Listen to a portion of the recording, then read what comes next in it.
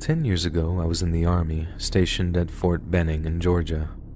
In Georgia, there can be a load of completely random thunderstorms in the summer. They really do just come out of nowhere. The sky can be blue and sunny with barely a single cloud in the sky, and then 20 minutes later, you would think you're in the worst storm of your life. When these storms approach, the base would issue lightning warnings. They would blow their air sirens, and all personnel on the base were supposed to get inside for safety. We were out in the field doing some pre-deployment tasks, and we're heading in to get cover. As we were in the middle of doing that, a soldier about 50 meters away all of a sudden got struck by lightning. It was hands down one of the most disturbing things I'd ever seen. To watch a man, a human being, just get slaughtered by something no one had control over within milliseconds. He had a family too, and he was a good dad and husband, which just made it even worse. After the fact, I wasn't aware the effects of getting struck by lightning could vary. Many people actually survive with some degrees of burns and scars. Not him. He was completely turned inside out and unrecognizable. Even though we knew who he was, obviously they still had to identify the body via dental records. That's just how torn apart he was. Speaking of spontaneity, people also need to be more concerned with lake trips and vacations.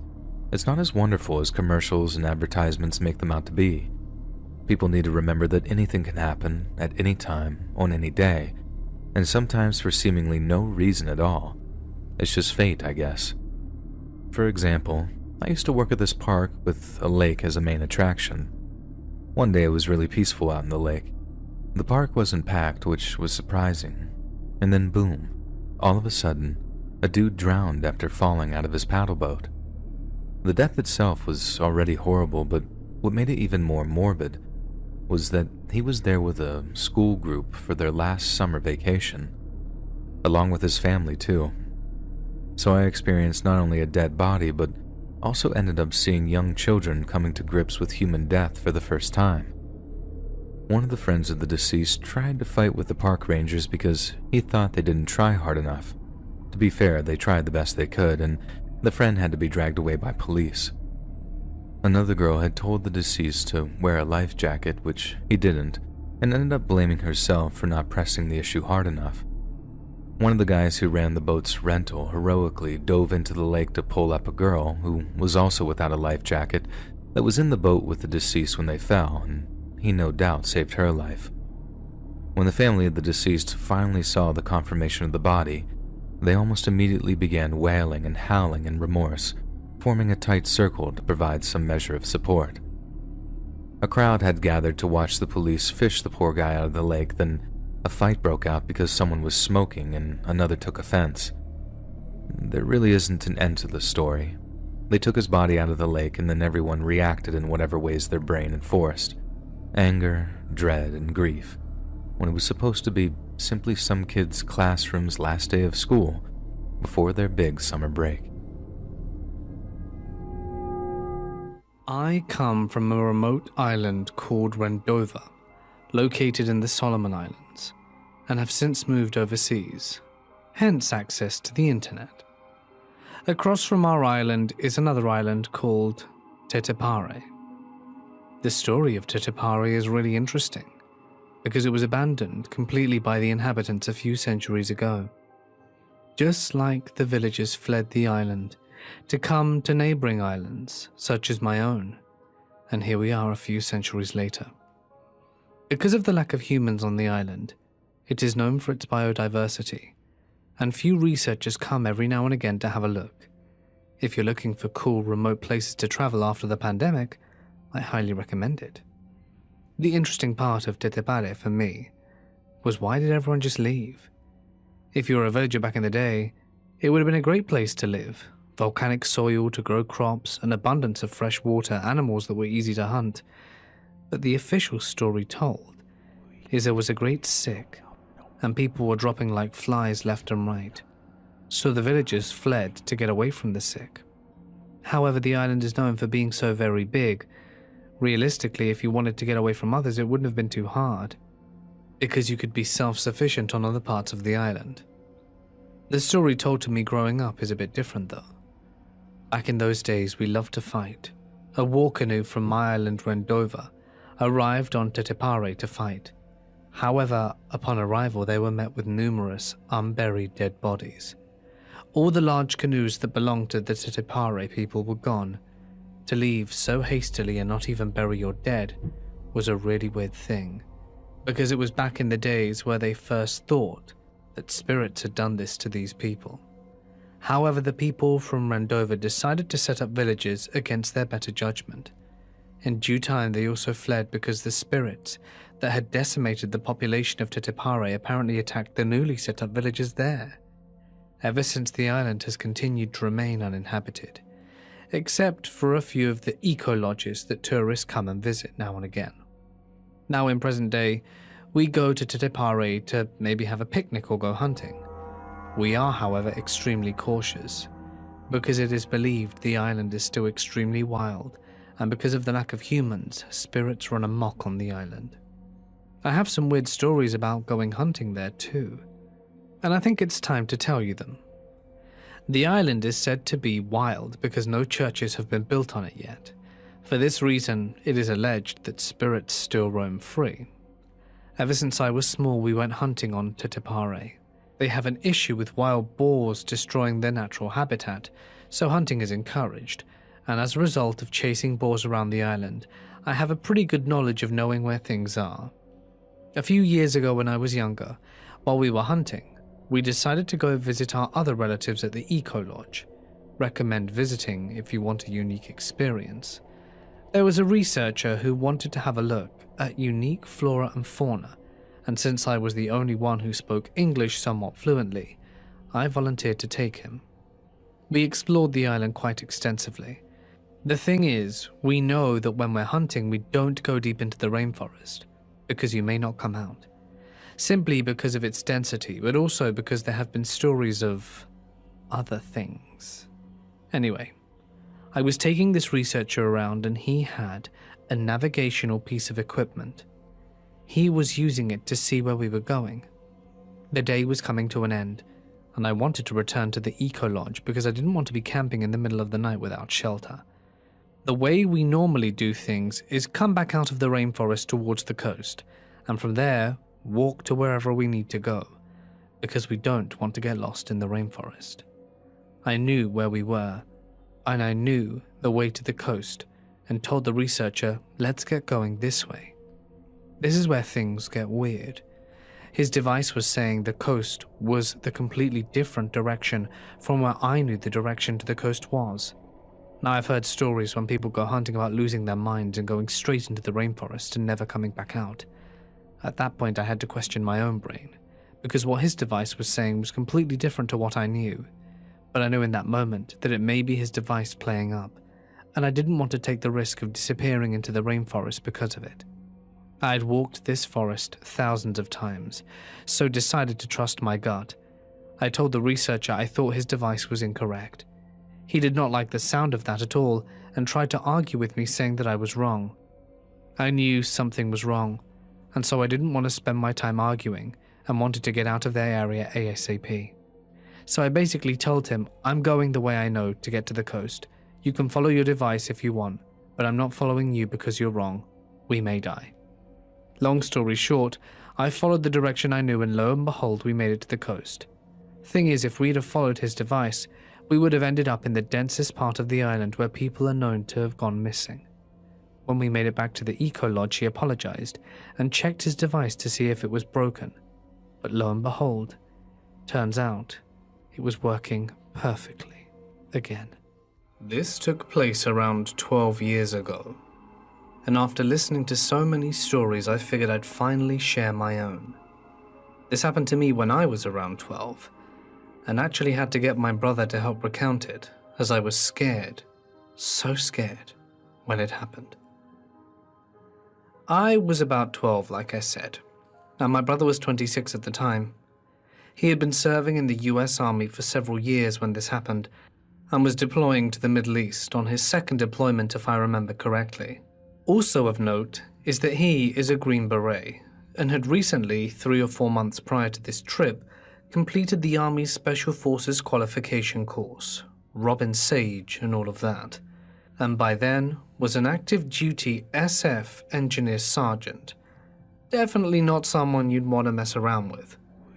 Given that we both grew up with a passion for the outdoors, he thought it would be nice to take me on a backpacking trip in northern Alabama, the Sipsey Wilderness, for those familiar with the area, before he left for 9 months. The trip had gone smoothly, up until the third night we were both camping out. At around 8 p.m, we had our camp set up, sitting by the fire talking about typical boy stuff, guns, girls. For some reference, our spot was about 50 yards from a large stream, and about 50 yards downhill adjacent to the large path. Our camp, the stream, and the path formed a triangle of sorts. This was summertime in Alabama, so it wasn't quite dark yet, when 2 guys, who looked to be in their late 20s, wandered up and asked if we had seen any hogs while we were hiking around. Given that this is rural Alabama, we actually had seen some farther into the wilderness area and told them so. Even though they were relatively polite, my brother called them good old boys. I got a seriously creepy vibe from them. Dirty clothes, greasy hair, scraggly facial hair, etc. I think they probably looked like they belonged in the movie Deliverance. They kinda hung out for a few minutes, maybe a little longer than they should have, looking around, asking us questions like how long we'd been out there, how long we were staying up, and what to me appeared like them sizing us up. They then abruptly said goodbye and walked away. I didn't necessarily feel threatened by them, and I know for sure my brother didn't, but I still felt uneasy about the whole thing. Fast forward 3 or 4 hours, my brother and I had gone to sleep and were nestled in our tent when I woke to the sound of multiple dogs barking. I've always been a heavy sleeper, and they sounded like they were only 100 yards away. My heart immediately started pounding, and I kicked my brother through the sleeping bag and asked if he was awake and heard the dogs. He responded, "I'm awake. They've been getting closer for the past hour or so. Just lay still and don't make any sounds." Needless to say, 12-year-old me was about to crap my pants. We would also hear sporadic shouts from several different sources, but neither came any closer. A few minutes later, my brother whispered, "They're just hunting for hogs. They use dogs to pin them down and then later shoot them." This gave me some relief, but not much. Somehow I managed to fall back asleep. The fact that they were doing this at night was a huge red flag, my brother later told me, but I think he was just trying to keep me calm. Fast forward what was probably another 3 hours or so. It was 2 a.m. I had managed to sleep pretty well, after first hearing the hog hunters when I woke up to my brother squeezing my shoulder firmly saying, "Wake up, put your shoes on, and follow me quick. Be as quiet as you can."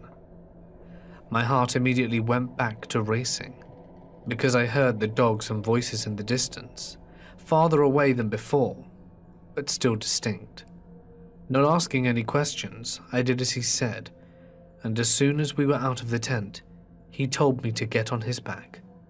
This was a breeze for him after rucking with God knows how much weight in the army. We snuck about 50 yards into the woods towards the junction of the path and the stream, and crawled into some bushes. It was up a hill, so we had a pretty good elevated view of our campsite. I remember as we were laying there how loudly I was breathing and how quiet he was, when I heard the very distinct sound of a pistol slide racking. I look over my shoulder. My brother had his pistol, an HK USP that he gave to me a few years after this story, and was watching the campsite and surrounding area. I started to whisper to him when he put his hand over my mouth and pointed at the campsite. The group of hunters had been steadily approaching our camp, and by this time, 30 or so minutes later, had reached it. There were 5 of them, and 3 or 4 dogs. They all looked relatively young, but 2 had either rifles or shotguns, and the dogs were going crazy, obviously having smelled our scent. For those of you who are backpackers/campers, Nobody who comes up on a random camp in the middle of the night with dogs and guns has good intentions. I knew this, and my brother knew this.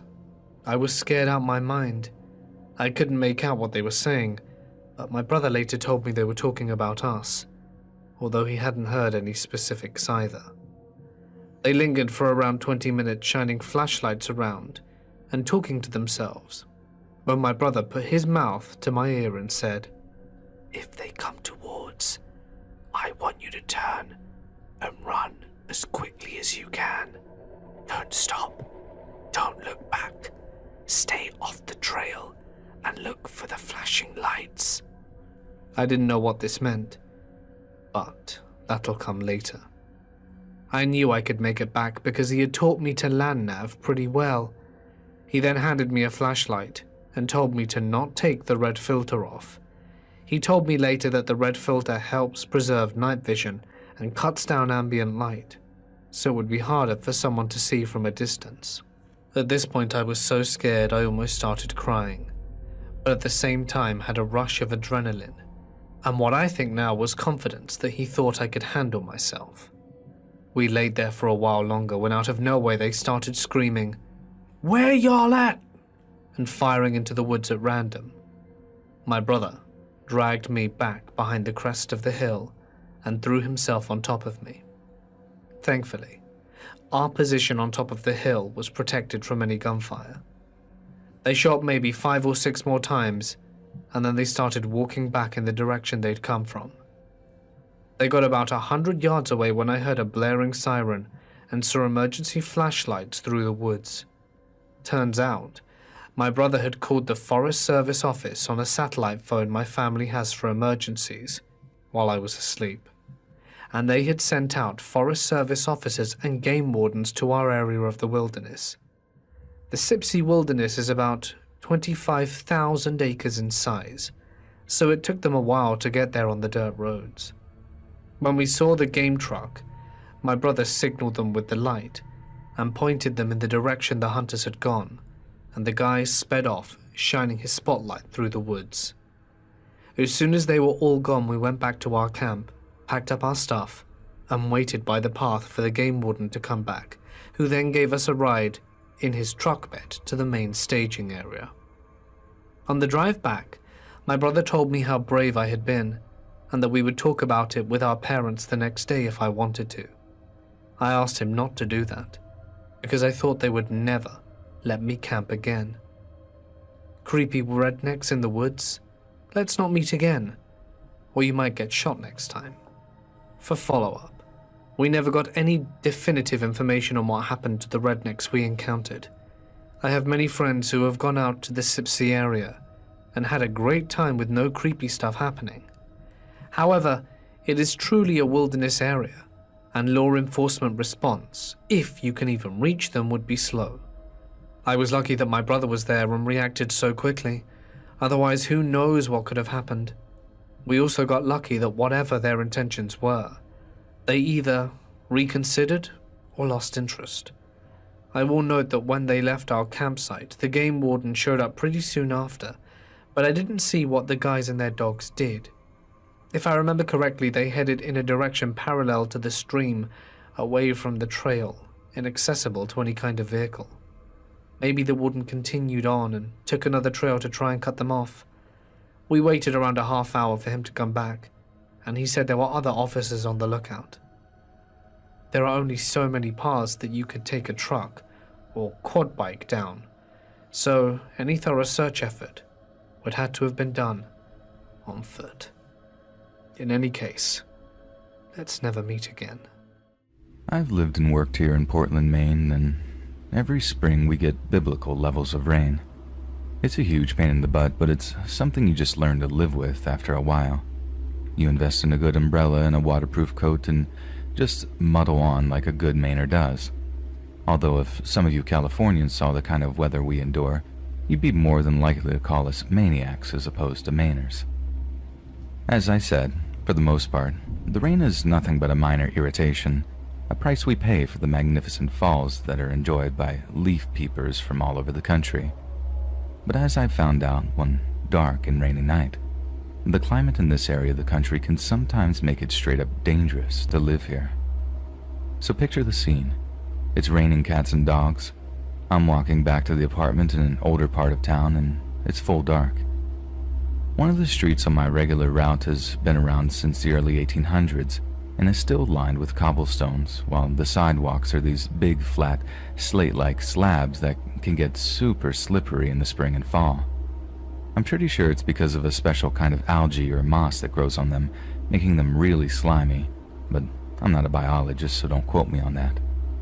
All I know is it can be like a freaking ice rink at certain times of the year, but on one occasion it was more of a death trap than an ice rink. I'd already gotten an idea of how slippery it was as I was walking, but as I got a text that I assumed was from my boss, hopefully regarding the raise I've been probing for, the light from my phone must have thrown my vision off and, in turn, my footing. Because one minute I'm just walking along minding my own business, and then next, I'm lying on the sidewalk with the wind knocked out of me, as the ground beneath me just up and disappeared or something. The first thought that registers through my brain is all sorts of expletives that I can't repeat here, and as I try to find my feet again. Only I can't. My left foot just doesn't seem to do what I want it to, and when I look, it's flopping around in this way that makes my stomach churn. That's when the pain starts to throb through my leg, and in seconds, it's like my entire body is just racked with agony. Every time I move, this shooting pain just zaps up my calf and thigh, and I begin to realize I've suffered either a serious break or a very serious sprain. Any other time, I'd have just called 911 there and then, but my phone must have slipped out of my hands as I fell, and when I looked around for it, it was nowhere to be seen. I started thinking it might have slipped off the sidewalk or something, but right as I'm about to look, something else grabs my attention. A sewer drain, just off the sidewalk. One of those metal grid kinds, not a culvert, and it hits me that my phone might have actually clattered down into the sewer as I fell. It was a horrendous stroke of misfortune, but I figured it couldn't be long until a passerby stumbled across me so I could get the help I needed. But as I'm looking around, getting increasingly soaked by the relentless New England deluge, I realize there's not a soul on the streets. You get accustomed to Maine rain, that's a given, but you still avoid going out in the worst of it. It occurs to me that if I'm actually wanting any help, I might actually have to call out for it, or even scream for it.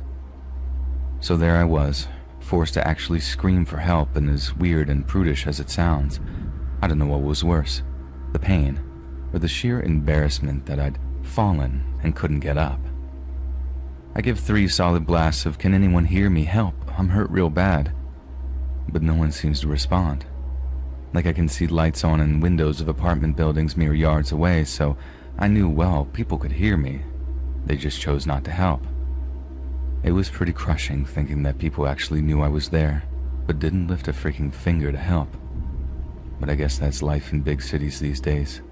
People are terrible. Assume everything is fake or a scam or whatever. It is what it is.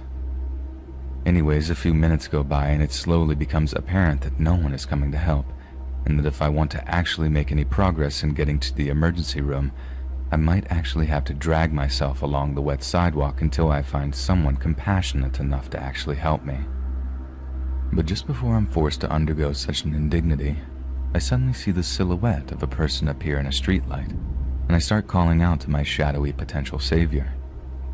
Now, you'd think if you saw a girl lying in the street calling out for help with obvious pain in her voice, you'd at least change your pace to get over to her a little faster. But this guy seems to notice me, stop for a second, and then just carried on walking over to me at the same speed, without saying a word. It was a weird feeling having that overwhelming relief turn into absolute dread in just a few moments. The person approaching me wasn't giving off any of the compassionate, helpful vibes that I expected. In fact, they were giving off quite the opposite. They didn't say a thing in response when I was all like, Sir, I think I've broken my ankle. Can you please call 911? Just stayed completely silent. Seconds later, I'm looking up at this guy, rain splashing my eyes, and with his hood up I can barely make out any of his facial features. "What happened to you?" he asks, seemingly barely concerned at all. It was also like he hadn't been paying any attention at all when I actually told him what the issue was. Like, at the risk of sounding ungrateful, I totally spelled it out for this guy, and to have him reply with, "Huh? What?" was as frustrating as it was unnerving. I tell him all over again, but skip the backstory in favor of just begging him to call 911. He barely moves, or rather, he made 0 attempts to get his cell phone out to make the call. Instead, he just towers over me, silently staring at me like I was some kind of animal curiosity. I dropped my phone. Can you see it anywhere?" I remember asking him. At that moment, he did actually start looking around for it, which momentarily restored a little of my hope that he actually wanted to help. But in hindsight, I don't think he'd have handed it over if he'd found it. Because his next move, one which I mistook for him trying to help me up, was to basically start patting me down for valuables before he just went and grabbed my purse off me. I was stunned to silence as he rifled through its contents, helping himself to a few loose bills. I couldn't believe anyone could be so callous, even in a big city like Portland. I was disappointed, angry, and in pain, but I wasn't outright scared until the guy took out my photo ID that I use for work, stared at it for a moment, and then slid it into his pocket. Because that's when I realized that he wasn't doing this just for monetary gain. He wasn't so much of a thief or an opportunist as he was an outright predator. And the thought of what he was going to do next completely terrified me. He didn't walk away with the money and my ID. He just carried on standing over me, staring, probably delighted at how helpless I was, how he could do whatever he liked to me, and there wasn't a soul around to stop him. A 38-year-old woman, and I felt like crying, like a little girl. I begged him not to hurt me, to just leave with the money he'd taken. I think he just got off on that, but what else was there to do? I was in no position to fight back. Best I could hope for was to hit him with my keys if he tried to, take things further. Then right as I'm reaching for them, lying there, discarded on the sidewalk, I hear one of the sweetest sounds I'd ever heard in my life. "Excuse me, is everything all right?" It was a guy's voice, polite but aggressive, accusatory. Someone had finally emerged from one of the nearby apartment buildings, and at that, the hooded guy starts walking off, just as chill as ever. Hey, I'm talking to you," the guy says before looking back at me, then calling back inside for, I'm guessing, his wife and someone to call the cops. He then rushes out to ask if I'm okay, which triggers the biggest wave of ugly crying as I just point to my messed up ankle in between shakes of my head. Cut to a few hours later, I'm laid up in the hospital with a broken ankle, high as a kite on the best stuff the Blue Cross can buy.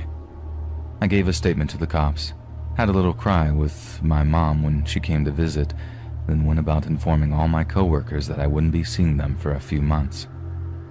I got some small amount of closure when I heard the guy was arrested for petty theft. Apparently he had a history of drug addiction and mental illness, and had committed a handful of opportunistic robberies over the last few years. As a result, this last strike was going to send him back to jail for a few years. Something I take a great deal of comfort in. I remember watching the movie's Avatar when it first came out in the theater. My buddies and I went full fan mode going to that movie. We were not wrong to do so, and it was pretty much brilliant as we sat in, and the experience that we had watching the movie was beyond expression. And as the movie finished, it was something that we loved way beyond what we could imagine, and we were so excited that we were ready to do a full dive into the world of extraterrestrial, and the buddies and I decided to look for ourselves the evidence of their existence. Now that we had seen the film, there was something inside us that was pushing us to look into the matter, as to research it and look forward to it and how it could work. And how can we actually be able to figure certain things about their existence or their knowing? Now, to keep in mind, we were not scientists and we were not researchers. We were just some guys who had seen Avatar, and we thought that maybe there are people like that living among us, aliens and extraterrestrials. And since we were really close to the Roswell site, we knew that we will be able to find something. some story that will confirm the presence of the aliens. But there is the issue where military often finds ways to interject between these researches. And only thing that we were scared about was knowing things and not being able to tell the world, because the military will get to us and probably disappear us from the face of the earth. And there were these so many scenarios that we had built up that there were in no way happening, or even if they were, we were just blowing them out of proportions. And all of that not because we were a man of science or belonged to that field, but because we saw a really good movie about it. Avatar became the inspiration of our great journey into finding the unknown, and we decided to make it a week trip, and we made a decision that if we didn't find anything, we will return. We booked an RV and started our journey, but first we took enough supplies for us to last for weeks.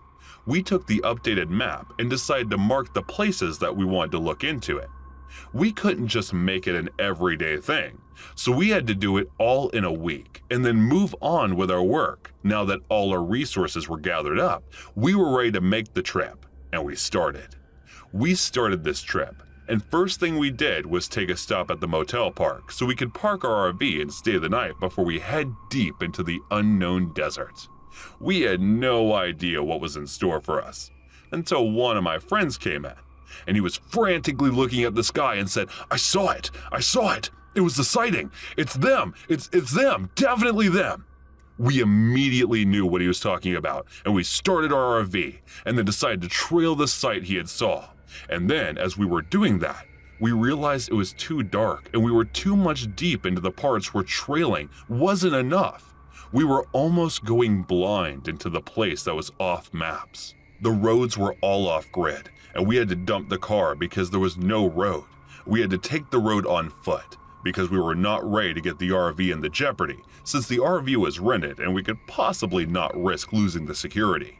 So we trailed on foot, hoping to see what the trails were like.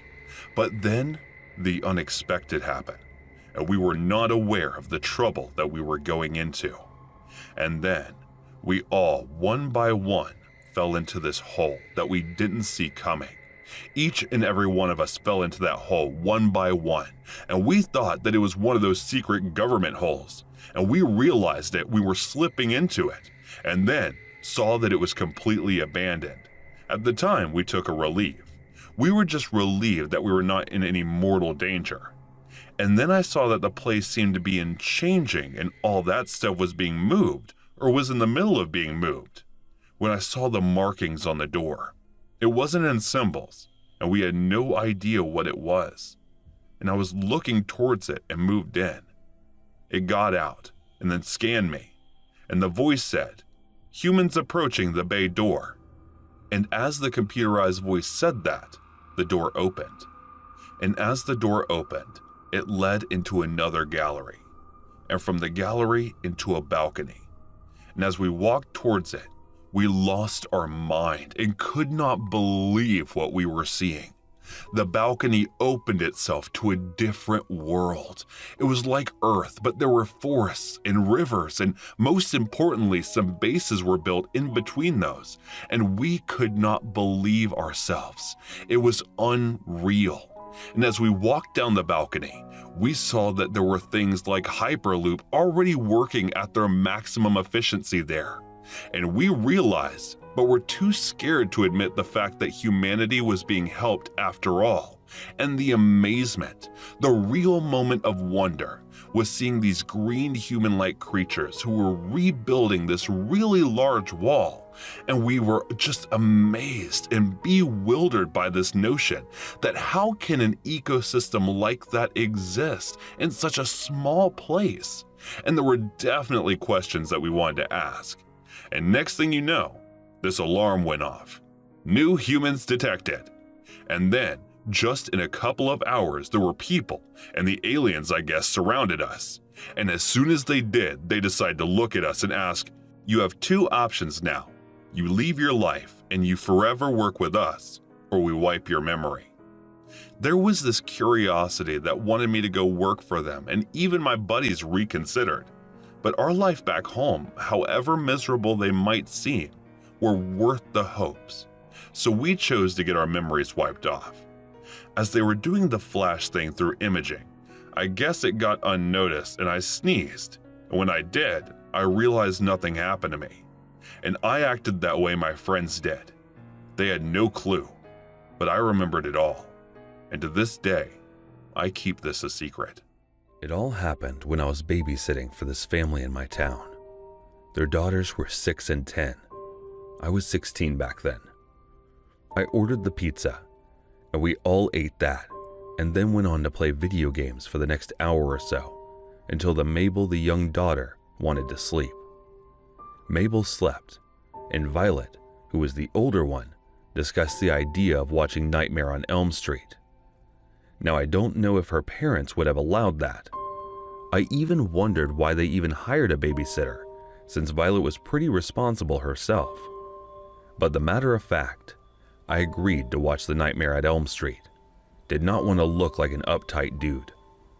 So we started watching it, and I brought in popcorn. She was pretty terrified, and we were sharing the blanket on our feet, quietly enjoying the movie. At around midway in the movie, we started hearing rustling noises on the outside. At first, I thought maybe their parents were home, so I told her to switch to The Princess Bride so I don't get scolded for showing a horror flick. As I got, there was nothing. I got back inside and she was on the phone. It was her parents. They said they'd be late. The roads have been blocked and there is a rumor that the power will go shortly. They ordered me to go back and instructed the daughter to shut the doors and sleep. She told me that I just couldn't shake the feeling of leaving both of them alone. So I stayed with them, just to make sure. We stood there talking about things. She was smarter than her age, and she asked me all the questions about school and stuff, and we ended up doing her homework. And the power just went off cold, but we were ready. I told her to go to her sister, and she did. I stood down and locked all the doors and windows. It felt like a storm would build up. I went up and informed her about everything.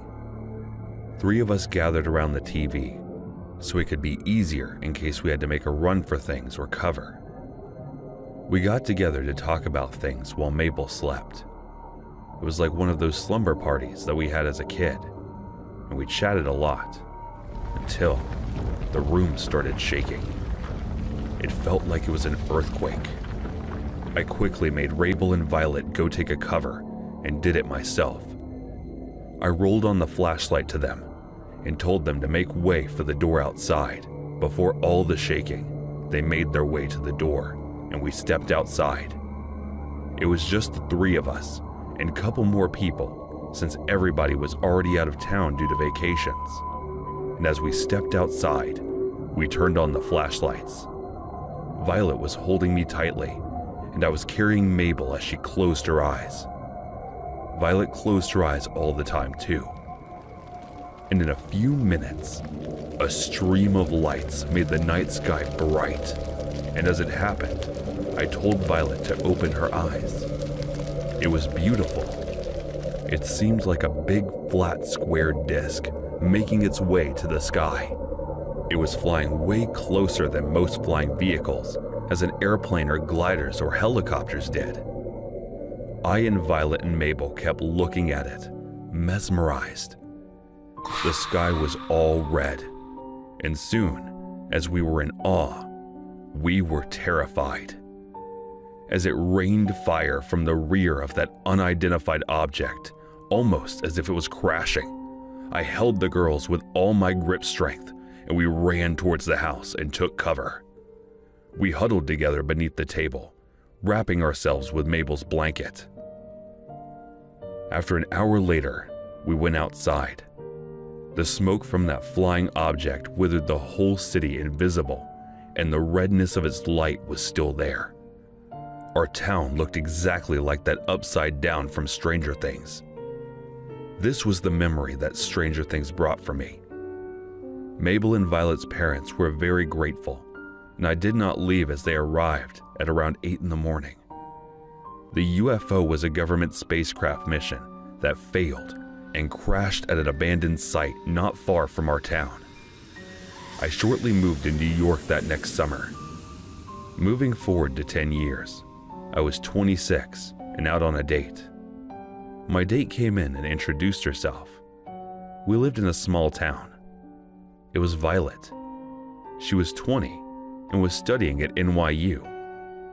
We started dating, and the first thing we discussed was the night that it all happened. We have been married for 4 years now, and it all came back to us when we binge-watched The Stranger Things, almost as if it had a part of our life somewhere in it.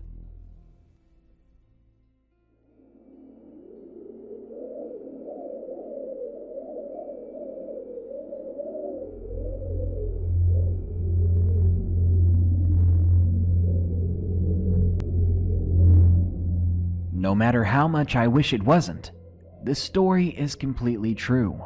I wasn't drunk and I wasn't high on any drugs. Neither was my friend, but I fear his state of mind might have been permanently altered due to his experience with these beings. Secondly, I like to consider myself a rational, thinking type of person with years of experience hunting and hiking around my hometown in Wyoming. I've seen all kinds of fauna and flora, so I didn't confuse what I saw for something entirely different. It all started when I went to a friend's house to celebrate his birthday. He was turning 18, and I was already 18 myself. His uncle, a man more native to the land than myself, was 27. Let's call this friend James. I finally got to his house at about 4 p.m. that night. It was January 25th. Since he effectively lived in the middle of nowhere and at the foothills of the Rockies, I was keen on bringing something with me in case I ran into some trouble, like a bear or something of the like. So I brought along with me a .357 Magnum and some binoculars in case my friend wanted to try and hunt some coyotes with his .223 rifle. We started doing our normal routine for most of the day, playing games on his computer, watching some TV, and just chilling out and talking about school. His parents were away on a business trip to a nearby town, so they left James and his uncle the house to themselves. The thing that James loved the most in the world was easily his dogs. He had 2 chocolate labs and a golden retriever. The retriever was actually fairly old. This being Wyoming and people not really giving a hoot, the dogs were left out all day. They came and went as they pleased back to his house. Sometime around 8 or 9 p.m., we heard his dogs begin barking at something off in the distance. At this point, the sun was long gone, but the full moon gave an amazing amount of light. I looked through the nearby window in the direction of the dogs barking. Even with the moon shining against the snow, I could not see anything up to the tree line that was nearly a mile away. "There's nothing there," I said. "Are you sure? They don't even bark at deer anymore," James whispered to me. The whole situation was weird. Fast forward an hour, and his dogs have not been heard or seen since the barking started. His uncle was buzzed and watching something on their huge TV. James was beginning to worry that something happened to his dogs. Now, wolves can still be dangerous in the Rockies, and they have no problem taking down a random dog that wanders into the woods. This is the moment where I started to get anxious, partly because he wanted to get his dog back, and partly because wolves sometimes kill sheep or even cows. So if they were desperate, I'm sure they would have no problem with us. Even still, those dogs were his family. So we grabbed our guns and we headed outside. We were armed with heavy clothing, as well as my .357, the binoculars, and his .223 rifle. We braced ourselves and we headed out into the Wyoming winter with temperatures 20 below freezing, going the direction of where we last saw his dogs. The whole time we walked toward the tree line, my veins were being flooded with adrenaline, the same feeling I got every time I hunted, but tonight we definitely weren't hunters. We were about 300 yards away from the tree line when James suddenly stopped. With my eyes trained on the ground and looking for signs of an animal, I almost ran into him. He just stared at the tree line. He kept whispering for me to look at the trees. Slowly, he raised his left index finger towards the foothills of the mountains. As soon as he knew I was looking towards the trees, he readied his rifle and pointed it towards them. I noticed at this point that his breathing was extremely rapid and raspy. like he just witnessed a fatal car crash right in front of him.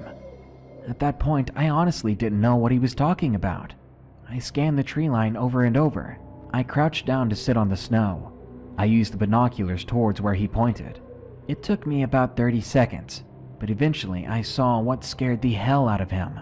There was something out there, and it wasn't human, and it wasn't his dogs. Something on 4 legs came out from behind a tree at the edge of the forest.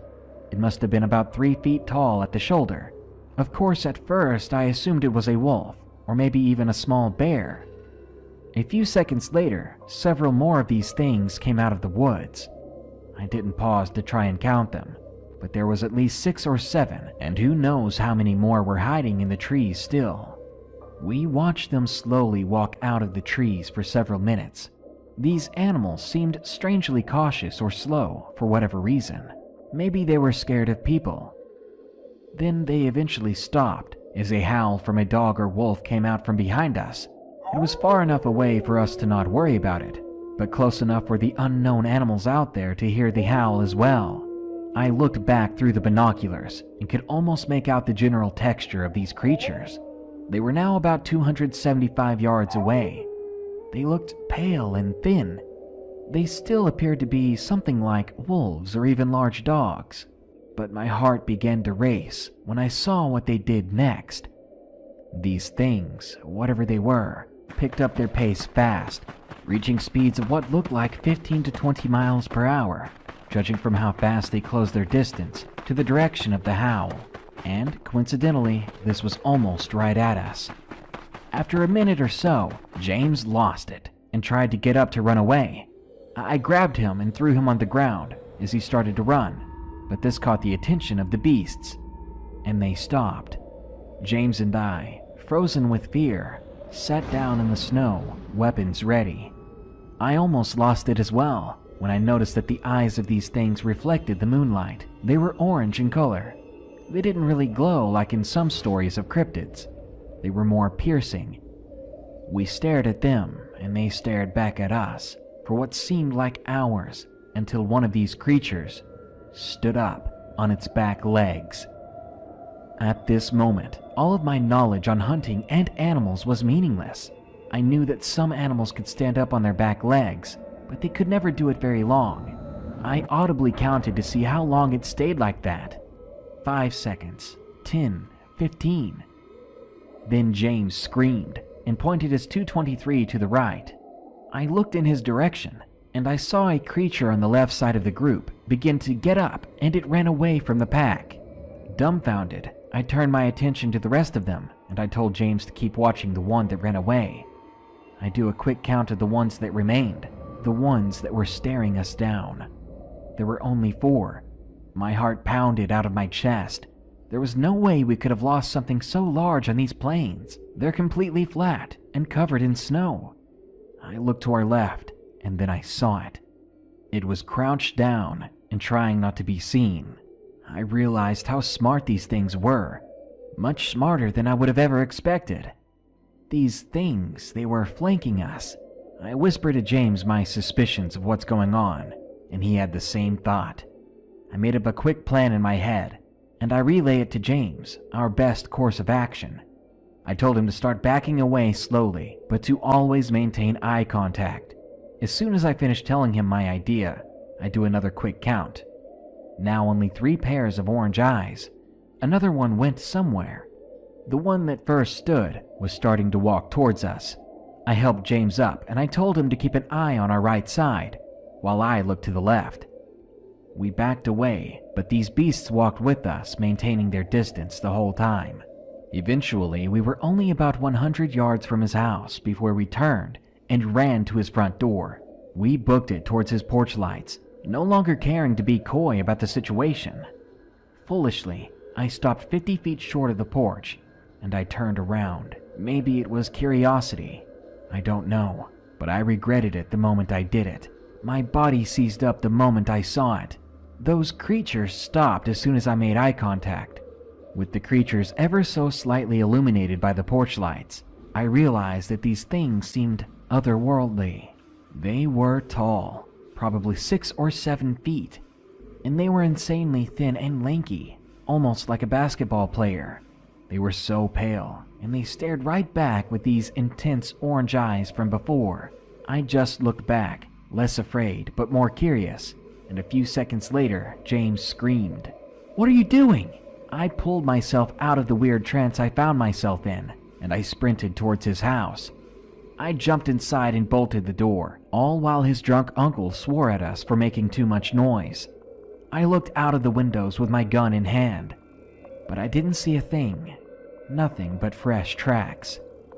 I pulled the curtains back where they were, and we heard the strangest noise, anything other than a person I've ever heard. It sounded like a dog's howl, but it repeated, almost like it was coming from a Siamese gibbon, in repeated pulses in different pitches and tones. The uncle looked like he instantly sobered up after hearing it, and he started locking all the doors and windows in the house. To our surprise, all of James's dogs were back, but they were very frightened and confused, cowering in a corner. We watched through the windows for almost the entire night, until I eventually needed to fall asleep, but we never had any other problems since. Whatever these things were, they were fast, they were smart, and they were nothing I've ever seen before. It looked like some strange dog man straight from tribal legend. I'm not a superstitious type of guy, but I hope it was somehow just a really elaborate dream, even if my friend and his uncle can recall the night too.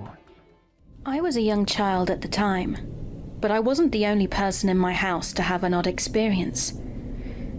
I mentioned this previously on this subreddit when discussing what kind of demon this was, and someone recommended a book, which I bought, but to no avail, as it didn't have any type of spirit or demon matching this disgusting figure.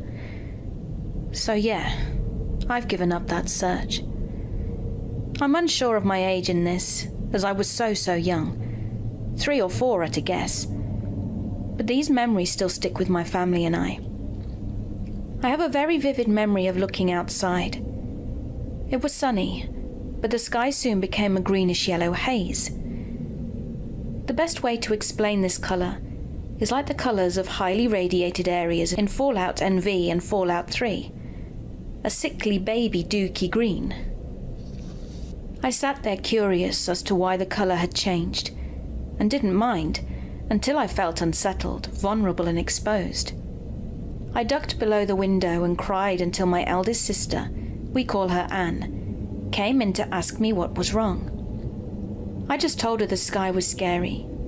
She sighed, telling me everything was okay before embracing me. Little did I know the odd experience I witnessed was only a splinter of the activity that came from that house.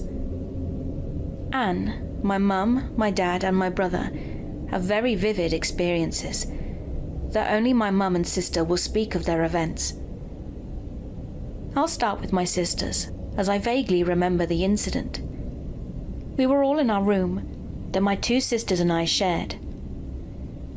Being like all kids, we were playing and having minor arguments, when Anne suddenly exclaimed for us all to hide. Confused, I obeyed as a sudden urge to just disappear from the odd tension arose.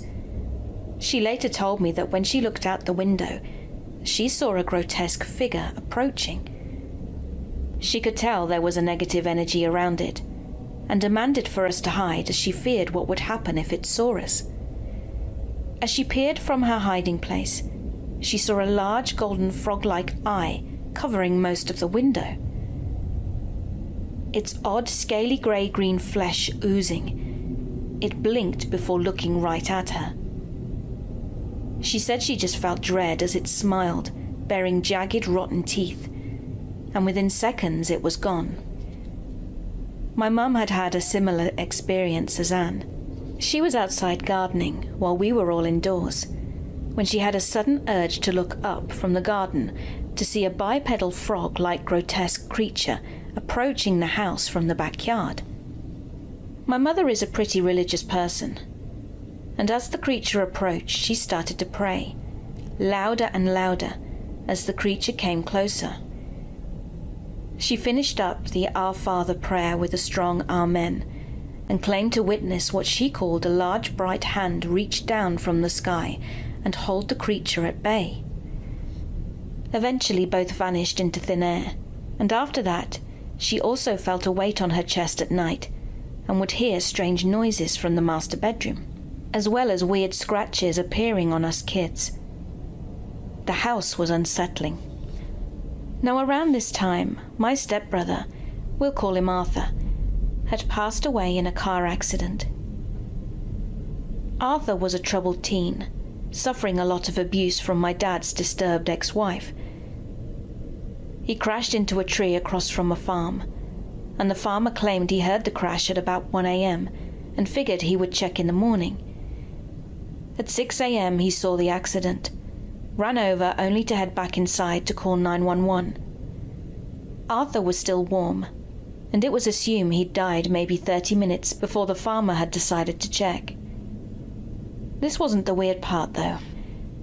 During this time, a priest that my family was good friends with was visited by Arthur at about 3 a.m. that morning. Arthur woke him up and sat down in a chair in his bedroom, to where he confessed his sins and told the priest things about the home that he would have no idea about, like the back door being tampered with while Arthur was kicked out of the house only 3 days prior to the accident. Arthur was trying to break in to hurt my brother, but couldn't get in, and my mum and dad knew what happened right away and fixed the door. That morning, after the police had called my family, the priest called and asked if Arthur was home. He had come to him during the night to confess his sins and apologize for everything he had done. Most importantly, breaking the back door. My mum wept and told him that my stepbrother had just passed in a car accident, and this shook up my family. The priest was a good family friend, but not close enough to know all about the things Arthur had done. Also considering Arthur hadn't been to church in 2 years. A year later, my family had called the priest to help perform an exorcism on the home. He said when he walked in, he instantly felt dread, and my parents believed that home was a portal to hell. There is no way to explain the odd things that happened around that place. We moved out, selling our portal hell home to that priest when he retired, and he took it on as a challenge. I've never had an experience with odd forces again, until I was a freshman at college. And you can doubt me, but I still have a lingering memory of that place and always feeling scared. The original house was way worse, apparently, before my parents had it torn down and a new one stood on the property. And that new house was the one that I grew up in. Hey guys, thanks so much for all the support. If you haven't subscribed to the channel yet, please feel free to do so. I worked at Target in around 2010. It was a cool job. All I had to do was sit around, do the paperwork, and other things people do. I was the manager at the Target, and I got hooked up as a manager because my cousin had a good relation with the store owner. I was around 25 when I got the job, and I had no experience prior, so getting that job was a privilege, and I very well knew it. So I was one of those managers who worked too much, even though there was less physical work to do, but I was knee-deep in all the paperwork. The thing with Target is that it is a big store, and the thing with big stores is that it comes with a large number of annoying people. Target is a big store, and a day don't go by that there's not some lady or middle-aged man flipping out over the products. It was one headache that we constantly had to go through. And even though we were not allowed to really be aggressive to customers, there are times when you want to do things to them that you cannot really do. But there isn't much you can do than just sit and listen and solve whatever issue they are having. It is tough, but it is something that we have to do in order to make it better. One day, things were very hectic at the store, and it was then that things got out of hand with one of the customers. Things were as usual as they always were, and the store was busy. The chaos was being managed just fine, and when we thought things cannot be weirder, they did, spiraling into a chaotic shitfest when suddenly an angry customer wanted a refund. And we told him about the refund policy, but he just won't admit that he was at the wrong one here, and we had no choice but to call in security. He wanted to talk to me, and I told him there was no way that we could do anything about the thing, and he was quite aggressive about it and demanded to see me. I got out, and then he told me, "You better give me my refund or it's going to be really bad for you. I will make sure you shit bricks for the rest of your lives." I looked at him and I said, "Sir, our refund policy is a bit different, and the product you brought in has been used like multiple times. We cannot really refund you your money, but if you want us to replace your product, we can happily do that." And the man looked furious and said, "I want my money, dumb bitch." And I told him that it cannot possibly be done. He told me that he will come back for me and teach me a lesson. Now, it wasn't the first time that I was being told that my life is in danger, but then it wasn't the first time that someone said that they will kill me. But this time, the man was bigger than anyone I have seen, and his eyes were red as the sky during sunset. He was accompanied out of the store by the police. I wasn't really scared by the man. More like this time it felt like it was more real than before. And this time, it felt like the warnings were somehow real. As the police accompanied him away from the store, I could see his red eyes filled with anger and hate looking right at me, as if he wants to kill me. I called in the inspector in the evening asking whether the man was released from the prison, and the policeman said, "We had nothing against him. He did not really commit a crime, he was just being an asshole. We don't really put people in jail if they are assholes." I said, "He wanted to kill me. I think you should have kept him in the prison." The policeman replied with a chuckle. "He was probably coked out of his mind. He probably doesn't remember you, and secondly, if he does, don't worry. We will arrest him before he kills you." Now, the way he talked all sarcastic and wise-ass, I didn't think that the police will be much help when the guy comes in and tries to kill me in the store. I was slowly getting paranoid by all of it. There was something about the rage in this guy, and I could see. I was having flashbacks of his eyes with volcanic anger. I was scared for my life. Moreover, I was scared, what if he finds out where I live? It will be so much easier for him to just come in and strangle me while I was vulnerable. I wasn't sure about this guy, and he was easily in my head this time completely. I made sure that I am not being followed. The first thing I did was buy a taser. I did not want to be defenseless if he approaches me. I wasn't the one to be fooled around with. I was thinking of buying a gun before, but that would be too irrational of a response. Now that I think of it, every response that I had was irresponsible. I remember having nightmare about the guy confronting me in the parking and killing me. It's like never before. It was the Monday morning, and all my weekend had been spent thinking about what if the man confronts me? What will I do, and how will I defend myself? So I was a bit cranky and anxious the Monday morning into work. I stepped out of my car where it was parked and went about my day. The day went calm and easy, and there was no angry man spotted, and surprisingly, the Monday went by easy. There was no confrontation this Monday, and things went smooth, so I was a bit relaxed, and there was no sign of that big man anywhere. And then, as I was moving to the parking lot as the day was ending, and I was getting back after closing in the shop and getting done with all the accounts and paperwork, I saw the light flickering the parking, and it was just me and the other car in the parking lot. I did not know who it was. I looked at it, and I was a bit nervous, and there was this eerie feeling that I had that something wrong is about to happen. And then I slowly approached my bag and took the taser in my hand. I had that feeling that somebody was standing over me.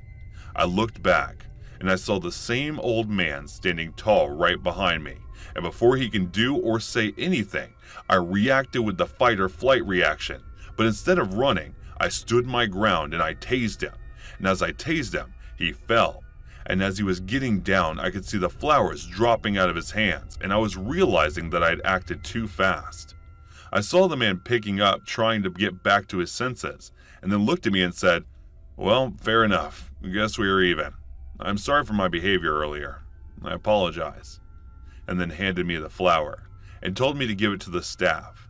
And I asked him if he's alright and apologized for tasing him. Well, good thing I am not worried about him killing me anymore, for he knows that the tables can turn on him too.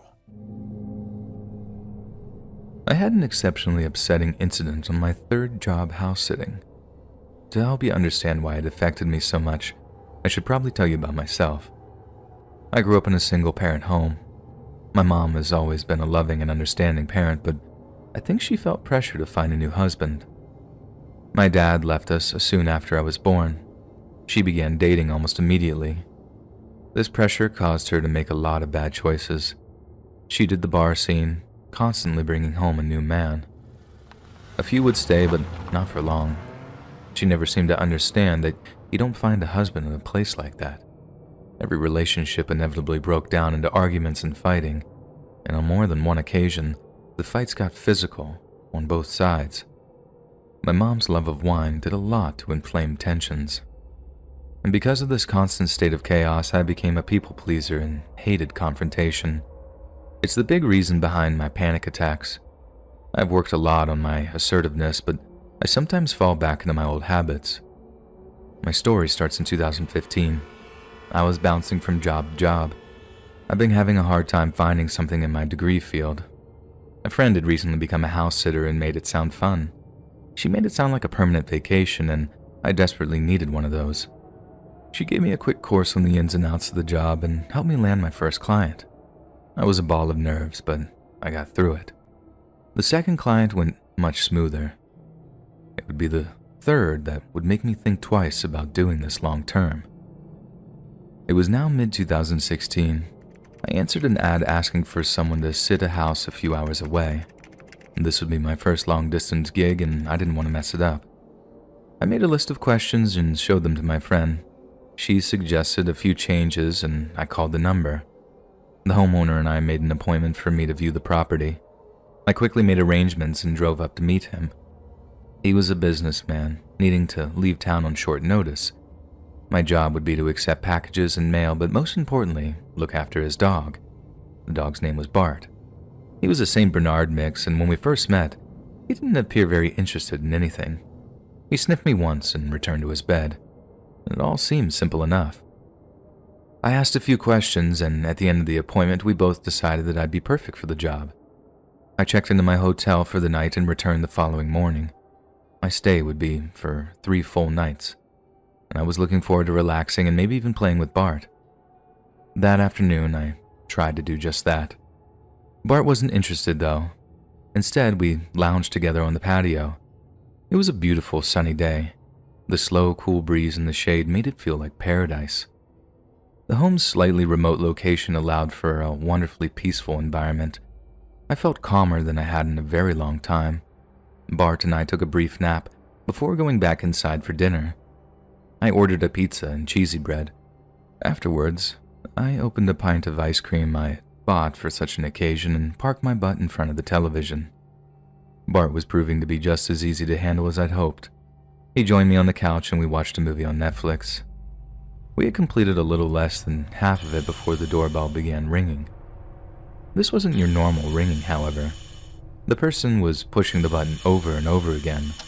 It was now well after 5 p.m. and I wasn't aware of anyone visiting that late. I did briefly consider not answering it, but the incessant ringing made me think someone may need help. The woman I encountered on the opposite side of the door had very aggressive body language. I didn't say one word before she tore into me. She demanded to speak to the homeowner. I told her he was out of town on business. It didn't seem wise to let her know when he was to return. She didn't appear to believe me. As she spoke, she grew louder and became visibly angrier. I could feel myself getting increasingly nervous, and I did all I could to convince her. Then, she began cursing at me, calling me all these things and terrible words I'd rather not repeat here. She had convinced herself that I was the homeowner's new girlfriend. I hadn't noticed until just then, but Bart had walked up behind me. As he became more enraged, he grew more aggressive. The scene quickly became a cacophony of yelling and barking. I could feel a panic attack was on the way. I was completely overwhelmed by all of it. Bart's booming bark echoed through the hallway. It looked like he would attack her at any moment. And things would only get worse from here. I'm not sure what I said, but it set the woman off, and she lunged at me. Bart reacted by lunging at her. By some miracle, I was able to get the door closed before anyone was hurt. After that, Bart calmed down a bit. He backed away a few feet and sat down, but his eyes stayed glued to the door. I slid down the door and commenced to suffering one of the worst panic attacks I've ever experienced. The woman continued screaming and pounding on the door. and I was sure that I was dying. To his credit, Bart stayed where he was and did nothing, and minutes passed and I was able to get enough control of myself to call the police. The operator did a fantastic job of talking me down. The police arrived and I made it clear that she attempted to assault me. The officers were understanding and took the woman away with them. I'm not sure if he was formally arrested, however. I was still very shaken. I was a heartbeat away from running back home. In any matter, I had to notify the homeowner of what had happened. He was extremely apologetic and begged me not to leave, but against my better judgment, I agreed to stay. Like I said, I tend toward being a people pleaser. Admittedly, leaving Bart alone after he tried to protect me would have been cruel. We finally agreed that my fee would be doubled. It did feel like extortion, and I knew it may affect my reputation, but I'd already decided this would be my last sitting job, so I accepted. I'd need all the money I could get until I found a new job anyway. The next 2 nights were calm and quiet. Bart stayed by my side the entire time. It made leaving that much harder. The homeowner and I had a brief conversation the morning he returned. He was still very apologetic and explained what may have caused the situation. He and the crazy woman had been dating, but he ended it because of her suspicious and controlling behavior. I didn't inquire any further, and I got the impression he was very embarrassed by her. I'd already been paid, so nothing was keeping me around any longer, except for Bart. I bent down and gave my hero a big hug and kiss on the nose. I could already feel the tears welling up. I didn't want to make a scene of myself, so I said goodbye and jogged away to my car. That was the worst and the last of my brief career in house sitting. And I'll miss it for a second, and as for Bart, that's a completely different story. Hey guys, thanks so much for all the support. If you haven't subscribed to the channel yet, please feel free to do so. Any of you given that Bumble app a go? I know it seems massively counterintuitive to download an app which requires the girl to make the first move when they're notoriously not the ones to make the first move, but I can assure you, it's definitely worth it. But at the same time, I think the single worst thing that happened to me in 2020 took place just as a result of a Bumble date. So, it all started when I matched with a Welsh girl named Lima. After a day or two of talking, we agreed to meet at a little cafe for a few coffees. We hit it off talking about this and that, and before you know it, we're chatting like we'd known each other for years. 1 hour turned to 2, 2 to 3, and still neither of us was ready to call time on the date. Neither of us drank alcohol that evening, her for religious reasons, me because I'm something of a fitness freak. But while she was drinking mocktails, I was on the coffee and I was on it big time. There came a point where I needed a wee so badly that I was practically doing the entire river dance routine waiting for the one-person toilet to become available. This happens every half an hour without fail almost all night. I have to interrupt her, apologize, and leg it off to the little bathroom to relieve myself. I felt like an absolute idiot having to nip off to the lab so often, but every time I emerged, she'd look up and smile, waving away my apologies with some light mockery of how I have the bladder of a 4-year-old. But one time, I emerged from the toilets to see that she's no longer sitting alone, and that someone is sitting in my seat. At first, I thought she just bumped into a guy she knew. She certainly looked quite comfortable talking to him, but it turned out to be the complete opposite. I walked up behind him, playfully put my hands on his shoulders and say, "I think you might be in my seat there, mate." It wasn't confrontational or aggressive, just pure banter. I expected the guy to jump up, maybe warmly apologize, maybe give a little introduction, something like that. But he didn't. He looked back at me with this look on his face that said, "Get your effing hands off of me." And as he's staring up at me, Lima shoots me this look as if to say, "Help." Only then am I like, wait, do you two know each other? Turns out this bloke had been sitting alone enjoying some food and wine and had been making eyes at Lima every so often. Then, when I'd gone off for a wee, he'd taken his opportunity, sat in my seat, then began to, as Lima put it, flirt so outrageously forward that I thought I was going to puke up my nojito. Now, I actually had to ask this guy to leave us alone before he got up and finally gave me my chair back, but not before he tried to stare me out. I had a few inches on him. That's in height, you oversized children. And I could tell he didn't put half the gym time in that I did, so it's not like I was in the least bit intimidated. It just seemed like he was trying really, really hard to be some comic book idea of what women want, and it was honestly a little bit pathetic. He looked completely and utterly harmless, like a chocolate pistol. He looks like he'd melt at the first sign of trouble. But as I found out later that night, looks can be dangerously deceiving.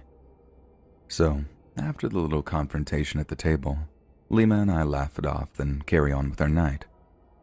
Now, Lima can see over my shoulder and therefore also see the creepy guy, but all I can see in front of me is her and one of the cafe's walls, so I have to rely on her to let me know if the guy is still there. I honestly expected him to just leave after such a confrontation. Everyone in the cafe was watching. It was pretty mortifying, but he didn't.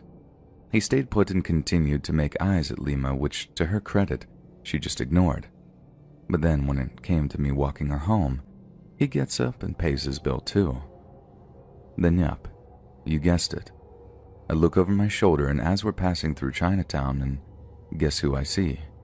Tiny Mr. Stareout, still keeping up the intimidation game by staring out from under his brow, obviously too drunk to realize he looked far more comical than scary.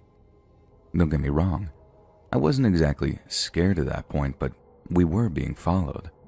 It made for something of a tense situation, but nothing I thought I couldn't handle.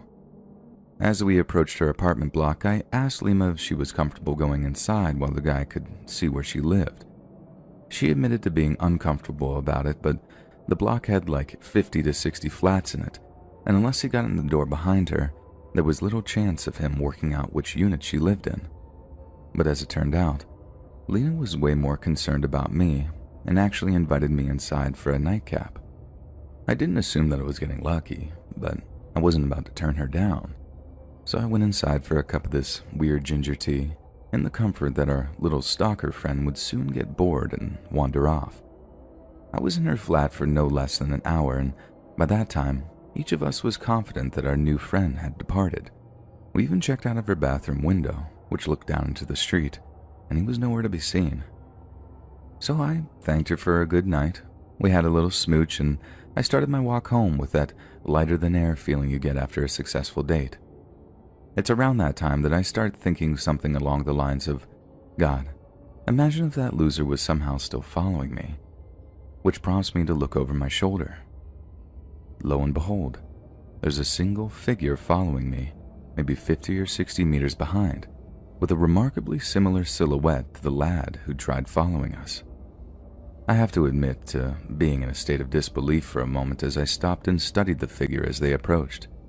Then, after passing under a streetlight, I got a clear look at the person. It was him. "You gotta be screwing with me, mate," I said out loud, and immediately they stopped. I knew it was him, so him playing at being a statue didn't make a blind bit of difference.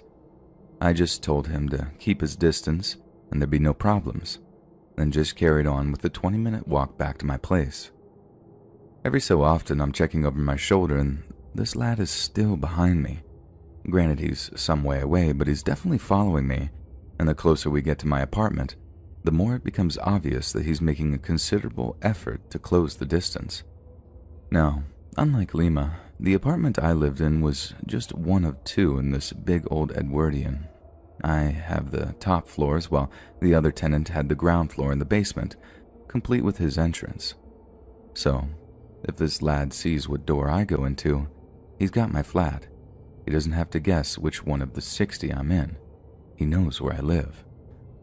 Obviously, I'm not in the least bit comfortable with that, so I decide on a little show of force to deter my new follower.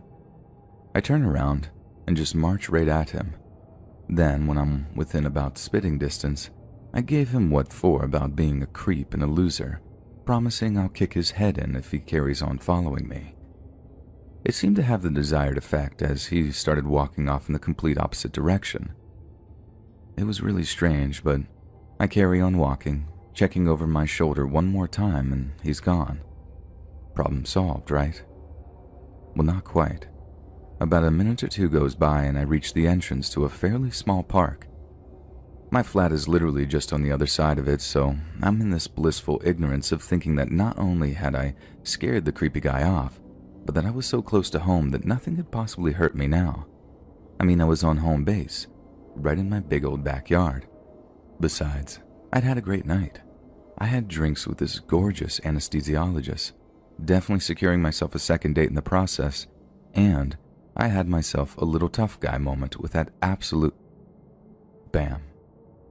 Everything flashed bright for a second, and I felt my knees just buckling under me, almost as if though my brain had switched off power to them.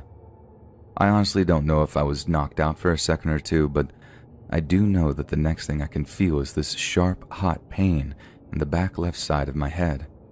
I knew that I'd been hit by something, I just didn't know what or by who. I was so dazed that it didn't even occur to me that it could have been him. I honestly thought I was just being mugged or something, in which case it wouldn't have been my first rodeo. I'd been mugged at knife point in London back when I was a student, and I needed to just keep my mouth shut, hand over the valuables, and get away with nothing but damaged pride and a lump on my head. So, the only thing I do before trying to find my feet is to toss out my wallet and phone onto the concrete and just be like, just take it and F off. I heard someone wheeze a laugh, probably at how pathetic I looked, but when they spoke, I knew exactly who it was. I thought you were going to kick my head in.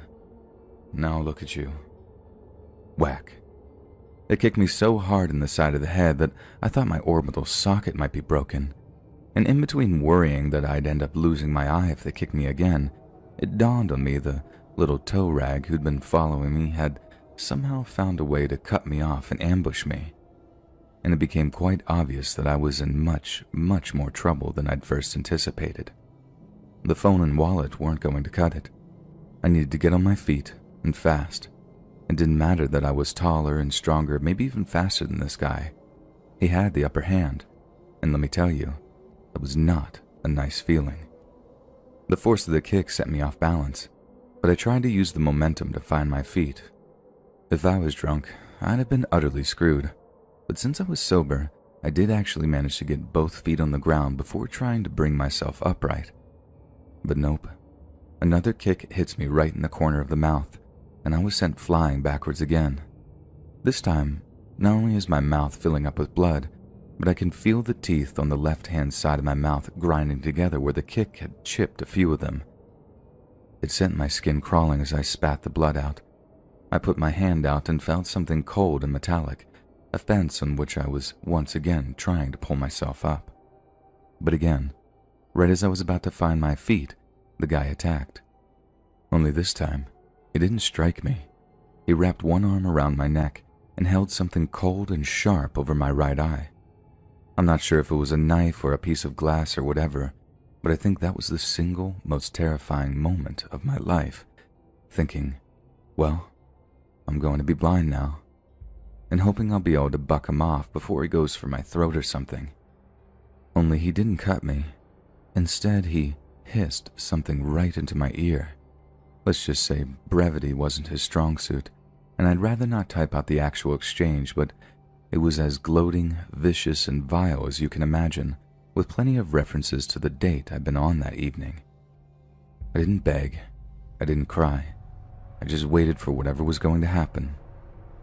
But thank God he must have seen sense or something. He made some comment about me only being alive the next day because he'd let me live. After that, he gave me one more good punch to the side of the face. Then all I heard was the sound of trainers hitting concrete as he legged it. I spent the next few minutes spitting out blood as I tried to find my phone. I think he'd either stamped on it or I'd maybe tossed it with a little too much force because the screen was smashed into bits. But again, a little bit of divine intervention meant it worked just enough for me to hammer out a 999 call, after which I dragged myself to the park's gates and sat there waiting for the ambulance to turn up. Aside from a bit of concussion, a lot of swelling, and some chipped teeth, I was pretty much all right. There was no skull fracture, no broken orbital socket, nothing like that, although I'd been lucky to say the least. The doctor said the first wound on the back of my head looked like it had come from a brick or a large rock, and if he'd hit me any harder with it in that particular spot, there's a good chance he'd have just killed me with his first strike. And that was the really scary bit, thinking that all the kicks and punches and threats that came after were like a weird blessing. I was still alive, when in some timelines, I would be checking in for the big sleep. I was angry about it for a long, long time, and I'd be a liar if I said I didn't let that attack change my behavior for the worse for a while.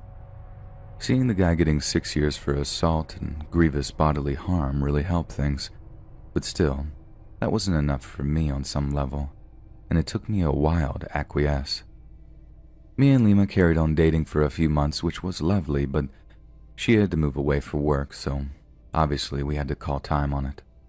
And the 4 trips to the dentist were terrible, as they basically had to file and cap my teeth one at a time, and that was definitely the worst part. How 5 minutes turned into an ordeal that lasted months of court dates and dental appointments.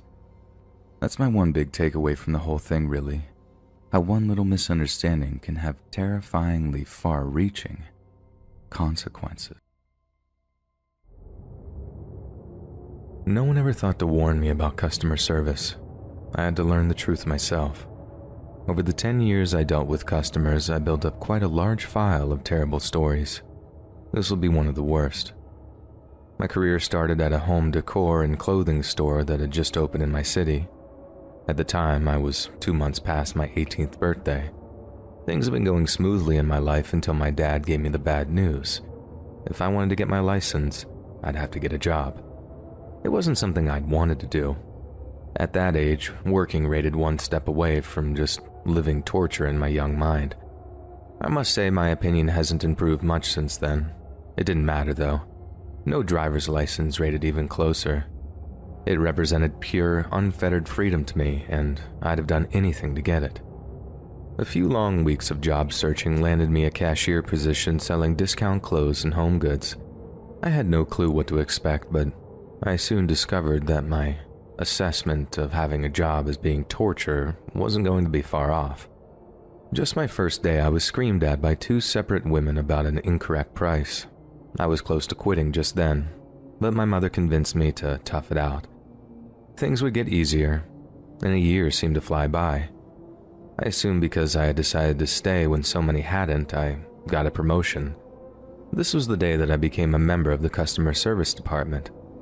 I was about to discover why all the girls in customer service were so miserable. Work was the same for the most part, except I was now full-time and nothing stood between myself and every fat housewife who was having a bad day. I'm not being mean, this description will play a part in the story to be honest. When something got messed up, I could usually calm the customer down and smooth things out. On one particular day, not a single thing I tried would work. I'd only been clocked in for about 2 hours. I was assisting another customer when I heard a ruckus going on a few registers over. When I heard the cashier say, "You need to talk to customer service, ma'am." Every inch of my body tensed up. This customer was someone I'd had to deal with at least 3 times, and it never went well. She spoke loudly like normally, but she was angry. Her voice cut through you like a knife. She waddled her way over to the counter where I was standing and began yelling about us, trying to rip her off. Her fury grew with every word. When the color of her eyes began to darken, my blood started to run cold. I didn't know such a thing was possible, but I instinctively knew it couldn't be good. She must have known she was getting the result she wanted and demanded to see the manager. Unfortunately for both of us, I was the highest-ranking employee available at that time. When I told her this, I made a mistake I still regret. I let a smirk show on my face. This is when she slapped me the first time. I thought I'd been hit by a truck. Before I got the chance to come to my senses, a flurry of kicks and slaps fell upon me. It was soon to get even worse. I guess my attacker was crouching over me and losing her footing. All 300 pounds plus of her crashed down upon me. All the breath inside my body was knocked out, and I started to feel like I was suffocating under her weight. I'm a small girl, just shy of 5'2". At the time, I didn't even break 100 pounds. Every inch of my body told me to scream, but I couldn't. This made me panic, which just worsened. I'm not sure what the others in the store were doing during this. I do know I was mere seconds away from blacking out when she rolled off of me. A large rush of air filled my lungs. I gulped and gasped for at least a minute. I was looking around, terrified that the attack was going to continue. When I did catch sight of the woman, I freaked out and crawled behind the counter. She was fighting to stand up, finally finding a pair of men to help her. Realizing she made a big mistake and likely a bit embarrassed, she quickly waddled from the store, and I didn't dare come out of hiding until the cops finally arrived. The paramedics checked me out and I was found to be okay. Several witnesses gave their statements, but no one could identify her by name, and apparently she only ever used cash when checking out. That night, the local news showed a clip of the store's video asking for help in doing so, but nothing ever came of it. She appeared to be MIA, even though she was a frequent shopper for quite a while before that, I do believe. It really made me lose a lot of faith in the justice system. It seemed like they just didn't care after all I'd been through. For a long time, probably a year, I feared she'd return to the store or I'd see her around town. I'm happy to say that was 2012 and I haven't. I was allowed to take a few days off after the attack and my boss even offered to move me to the back. I think she thought I was going to quit. I will admit it was tempting, but I didn't want to let that psycho scare me off. I continued doing customer service until this whole pandemic began and I got a job working from home. As I said at the start, this may have been a one-off, if not the worst of my customer service stories. Now that I'm no longer working with the public, I realize just how crazy some of them are. Let me leave everyone reading this with a little bit of advice. If you ever find yourself in a situation similar to this, or any in which you don't feel comfortable, just call the cops or security right away. I've seen men threaten cashiers and had women call me all kinds of disgusting names. The days of chivalry and good manners have passed. Keep yourself safe from the Karens. My story takes place in 2014. I was 2 years out of college and couldn't keep a job to save my life. My attitude wouldn't change until much later. Anyhow, I got connected with a house-sitting agency. The job itself was cool, but the woman running the place was just a jerk to everyone. You may be seeing a pattern here, but I promise you, in this case, I wasn't the actual problem. Well, I put up with her terrible attitude for as long as possible. Nevertheless, the day came when I gave her a piece of my mind. I've gotten a whopping 3 months of experience in the business at this point, and somewhere in my crazy mind I got the idea I knew the business better than her, and I decided to go independent. I put up a post selling my skills on a few sites. Nothing came out of it at first, but I got my first call on that following Monday. This job unfortunately fell through at the last minute. I was back at the beginning. It took 6 more days before another offer came through, and this was from a family just 10 miles from me. They were planning a vacation and needed someone to take care of their dog. The father with whom I spoke sounded very nice. We made an appointment for the following day for me to come around. The next day I dressed in my best outfit and drove out to meet them. The house was set off by itself on 4 acres near the county line, a mostly rural area. I'd sat for another family nearby, so I had no reason to be suspicious. As I pulled up to the house, I was a little disappointed by the state of the place. Despite being a large house, it was somewhat run down. Also, the family's 2 cars were at least 10 years old and a little beat up. I didn't want to be a snob, but I had a feeling the inside wouldn't be much better. The idea of spending 3 nights there sounded a lot less appealing now. None of this mattered, though. I had made an appointment and I was going to keep it. Besides, nothing said I had to take the job if I didn't want it. With all this in mind, I rang the bell and put on my happiest face. The door was answered by a well-dressed young man who identified himself as the father. It did strike me as odd that a man would dress so neatly but stop at his shoes, a pair of old, raggedy running shoes, but I assumed he had a reason and put it out of my mind. He invited me in and we sat together in the kitchen. I was relieved to see that the interior was in better shape, but I did notice a slight musty smell. The job was looking a bit of a mixed bag. I was leaning toward turning it down, but what came in the next half hour or so would determine my final decision. While we waited for his wife to join us, the man and I made small talk. I was told she was putting the kids down for a nap and would be just a moment. I could hear movement down the hall. There was no indication that he was lying. However, as the seconds passed, small little things began to bother me. For starters, there was no sign any pets or children lived there. No toys laying around, no sippy cups, no water bowls or dog beds. The closer I looked, the less it looked like anyone lived there at all. Yet, it was fully furnished, but no dishes sat on the counters or appliances ran in the background. I began to feel a slight unease. Something was telling me to get out. And while this was all going on inside my head, the father was talking. He was telling a story and using his hands a lot. And this was when I noticed his fingernails. Why would a man who seemed to care so much about his appearance have such dirty fingernails? Strike two. This is a mid-level office worker if I had to guess. He would certainly not be doing manual labor. Even if he had a hobby like woodworking, wouldn't he bother to at least clean under his nails? I'm well aware of how stupid this all sounds, but put it together, with all the other things I've noticed, my instincts were telling me to leave. I knew if something was wrong, I needed to play it cool. If not, I didn't want to cause a scene. No sense in destroying a business before I even got it off the ground. As calmly as I could, I said I had forgotten something in my car. I'd go out and grab it, then return in just a moment. I smiled and stood up. As I turned to walk away, the man grabbed my wrist and held me. Strike three. This was all the proof I needed. My heart began to pound. He looked at me and spoke through gritted teeth. "You're not going anywhere, honey." All the kindness had left his voice. The true face now stared coldly back at me. Panic surged through every inch of my body. I knew I wasn't going to leave this place the same person I was when I entered. That is, if I ever left at all. I noticed his eyes jumping back and forth from me to the hall. He appeared nervous. Perhaps his partner or partners were being detained by something. All I knew was that I had to get away before they arrived. I waited until he looked toward the hall again and took my chance.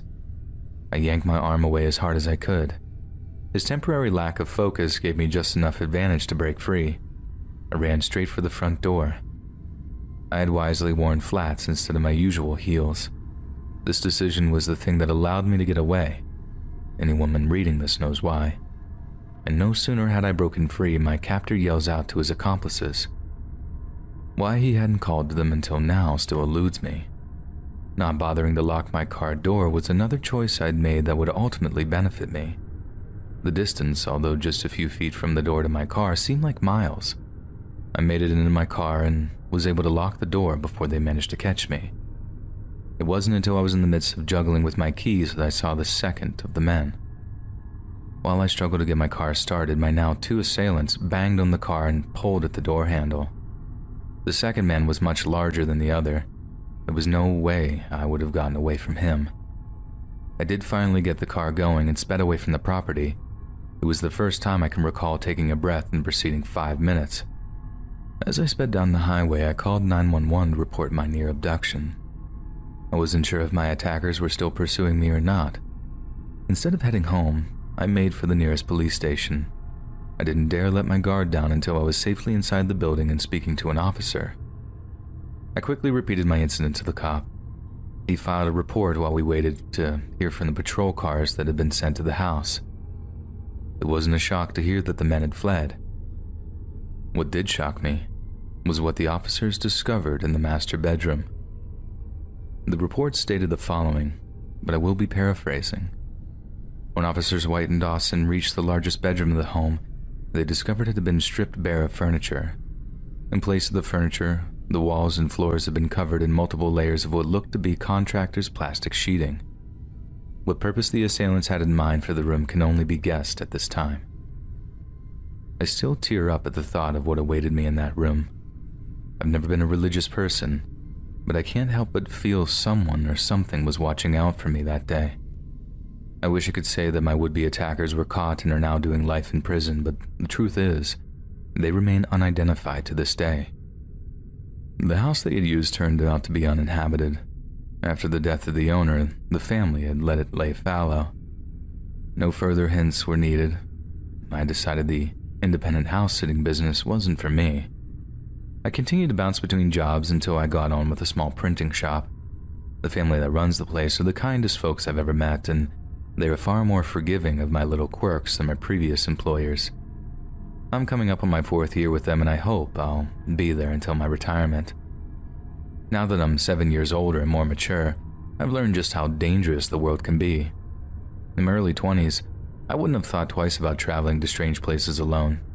In retrospect, my overconfidence in my ability to protect myself is what led me to that house, and no one could have convinced me I was wrong. Since that day, I've become much more vigilant about my safety. I don't go anywhere without crossing all my T's and dotting my I's. By far, the most important thing I do is listen to my instincts. They are what saved me that day. And don't worry about offending someone if you feel you may be in danger. We have these senses for a reason. Please, pay them close attention and be careful, ladies. Goodbye, and stay safe. Hey guys, thanks so much for all the support. If you haven't subscribed to the channel yet, please feel free to do so. The lockdown was definitely something that changed a lot of things everywhere, and with changes everything was being revolutionized to online, and with a lot of desperate men being constricted to their closed walls, there were things that the men craved, and the main source of that thing became OnlyFans, and it boomed like the Zoom video app, and people were crazily invested into the app and getting the thing they paid for, and it became the large thing for such creeps that were able to get into profile of these girls and creep their way in. And such case was that of Kat West, and this case was big. It is not every day that you find a naked body face down in your neighborhood. With almost no helpful clues and a mystery murderer still on loose, nobody knew the direction this case was going. There was the OnlyFans and a regular clue.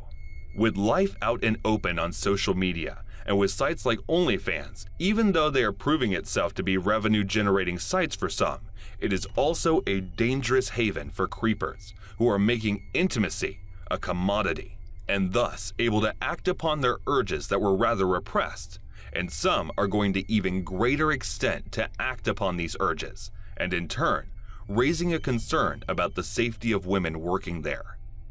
Kat West's lifeless body was found outside Calorina, Alabama by a neighbor who saw the body nude lying on the street, was a kind of case that doesn't stop.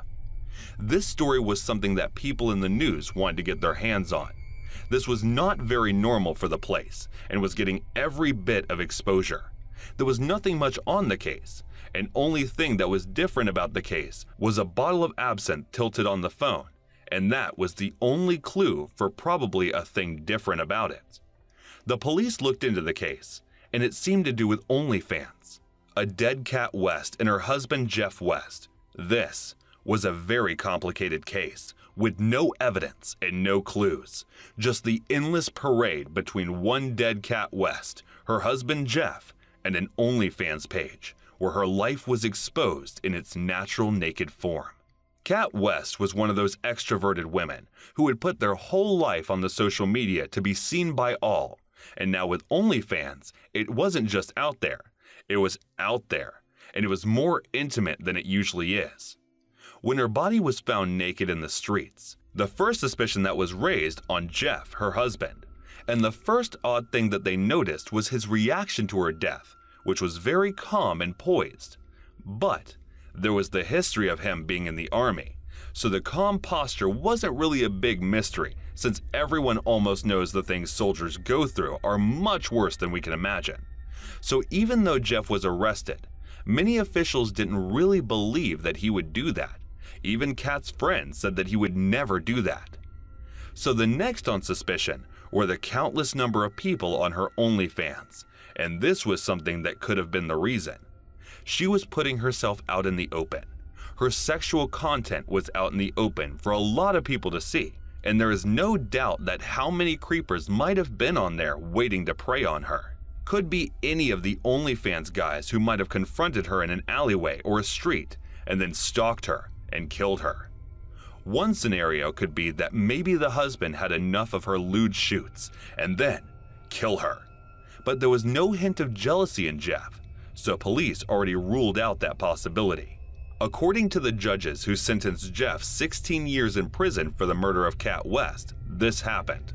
One day, when Kat and Jeff were out, Jeff must have confronted Kat about the OnlyFans thing. "You keep posting those pictures on the internet," must have said Jeff. "It is not putting a very nice impression to the world out," he continued. "You know how people might see you," Jeff said. And as he said all this, she might have ignored him, and Jeff, being an army, possessed the skills necessary to kill a man. And then, the innocent-looking Jeff must have, in the moment of heat, turned into this barbaric devil, with his eyes red and raged, and took the absinthe bottle and hit her in the head with great power to kill her. Even though Jeff pleads innocent even after 3 years of his wife's death, there is still a lot of speculation and missing facts. Jeff said that it was just a drunken accident, but we can never really be sure who and what killed her. Only if Kat could come back and tell us who killed her, Jeff or OnlyFans. We are not sure that if the verdict was right, if it was the vengeful angry husband or just a mere drunk accident, but there could be more to this case than just these two assumptions. We cannot ignore the fact of the sinister creep that are behind these screens, buying intimate shots of these women, obsessing over their bodies, and pushing to rather calm the urges they feel.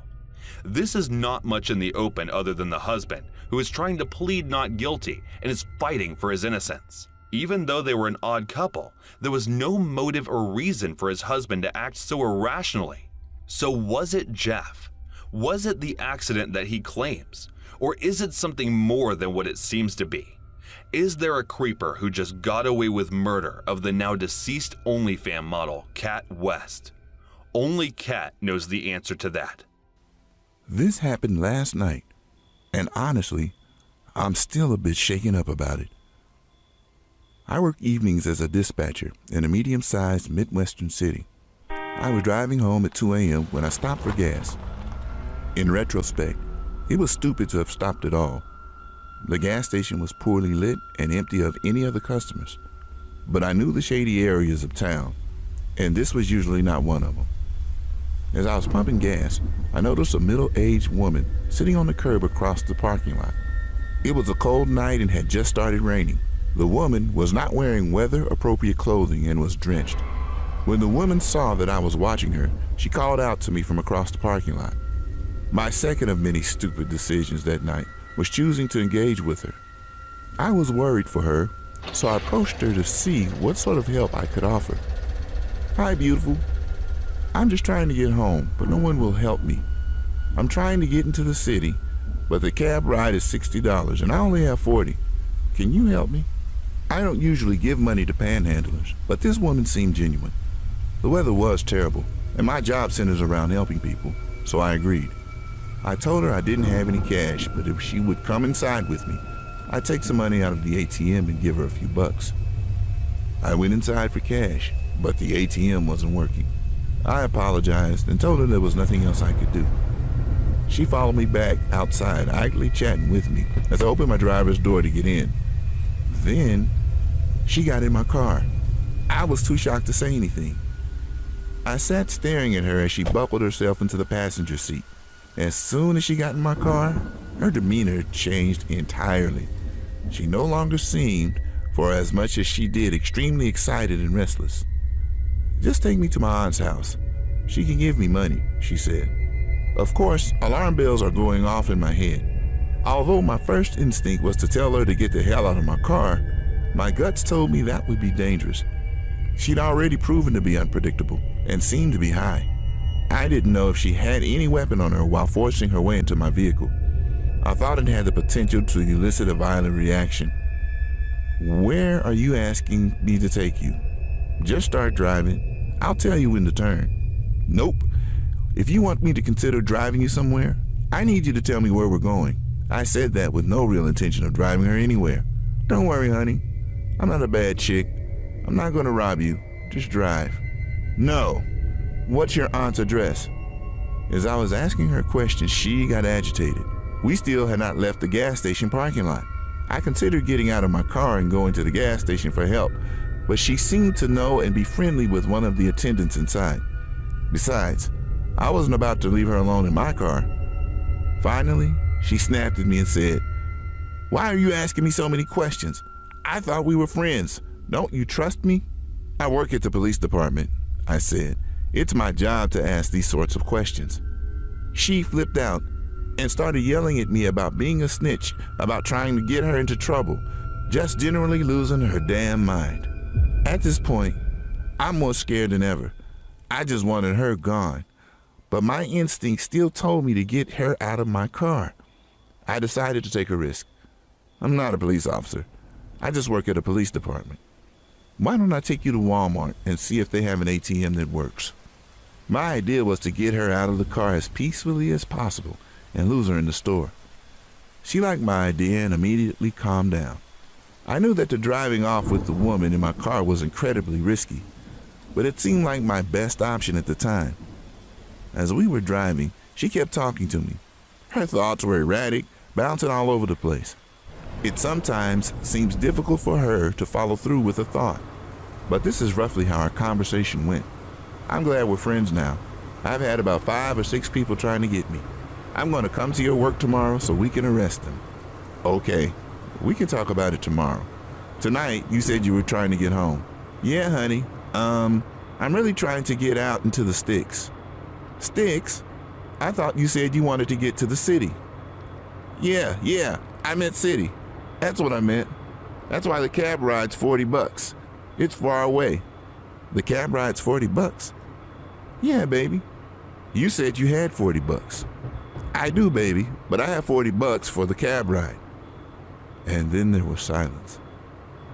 "Are you sure you can't take me to my aunt's house?" "Sweetie, she lives down on Fuller Road." "That's not what you said before." "Oh no, baby, I'm sorry." "Oh, it doesn't matter. She won't give me the money anyway. Are you sure you can't just take me to the city?" It was terrifyingly obvious that this woman was utterly full of crap, because the details of her story were constantly changing. When we pulled into the Walmart parking lot, she finally got out of my car, only after I left first, and followed me into the store. I told her before we went to find an ATM that I needed to use the restroom. I planned to call the police from inside the stall, but she followed me into the bathroom. And that's when things got weird. She grabbed onto the crook of my arm and whispered in my ear, "If you don't have any money, that's okay. Let me ask you something, sweetie. Do you like being eaten out?" I told her no as forcefully as I could manage, get into a stall, locked the door as fast as I could manage. As soon as I had a barrier between us, I said, "You know, I have some friends at the police department that could probably help you better than I can. I'm just going to call them and see if we can figure this out together." Again, at the mention of the cops, she began screaming at me, and I just kept reiterating that the police would help her. She snapped at me and she said she was going to leave and stormed out, but it wasn't over. I wanted to make sure she was gone. Sure enough, not 60 seconds after she left, she came into the bathroom and started banging on the stall door. Then she said something that scared me more than anything else. "Hey, come back to your car with me. I left my beer in your car." I blatantly told her no. I saw her get into my car, and she had absolutely nothing with her other than the clothes on her back. After that, she left the bathroom again and didn't come back. I waited a good 5 minutes before exiting the bathroom. I immediately found a manager who called the police for me. Thankfully, I was in a different police jurisdiction from the one I worked because I was mortified at how entirely stupid I had been for the whole night and would have died of embarrassment. If a coworker had responded, the officer that responded took my statement and advised me to be more careful in the future. He said that sometimes panhandlers turn violent, and that just recently there had been a woman who matched my description of assaulting the Good Samaritan that had stopped to try to help her. I learned my lesson on stranger danger, and I'm lucky to have come out unscathed. I'm glad my stupidity didn't kill me. So, fellow listeners, the next time you try and help a stranger late at night, don't.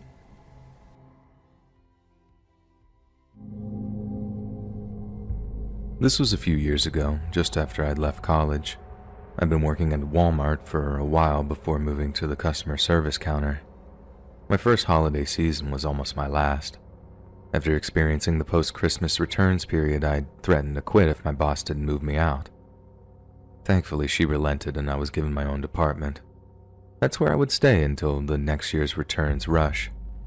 I was doing my regular thing in electronics when my boss came to me for a favor. One of the girls scheduled to work customer service had just quit on the spot. She couldn't spare anyone else, and she knew I'd worked there before.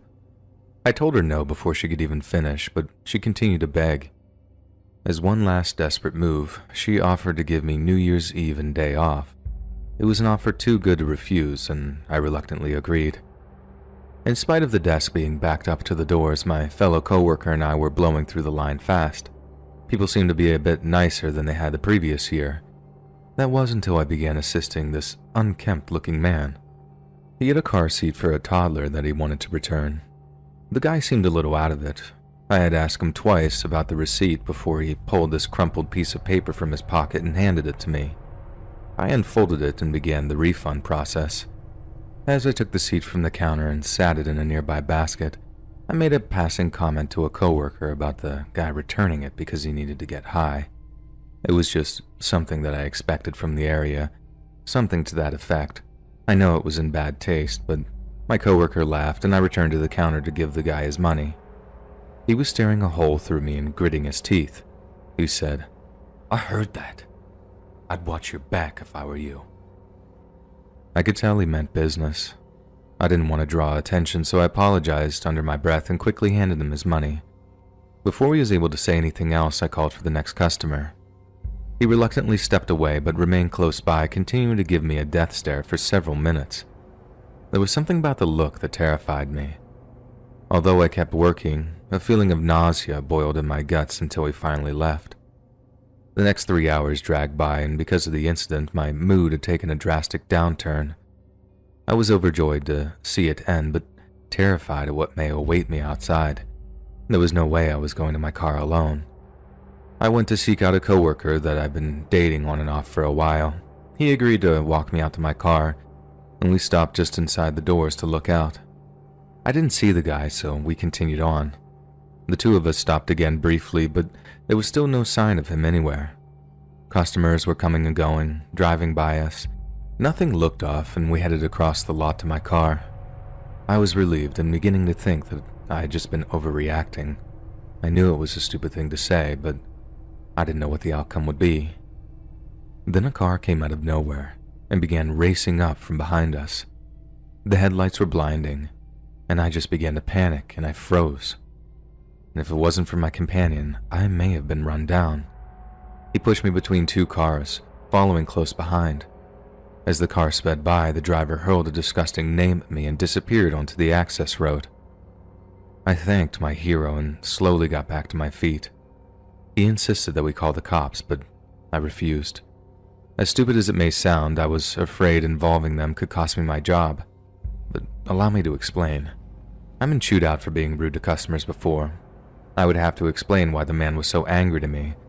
If my boss heard what I'd said, I'd definitely lose my promised 2 days off and probably be fired. Rightfully so, I guess. Of course, I could lie and play dumb, but that never works out in the end. I decided to wager on the chance that he was done with me and would move on. And that turned out to be the case, fortunately. Various coworkers continued to walk me to my car after that shift. 2 months passed before I figured I was safe and returned to going solo. To this day, I've not seen that man again and hope never to. Whether I just got lucky or he never intended to kill me, I'll likely never know. Either way, I'm just happy to be alive.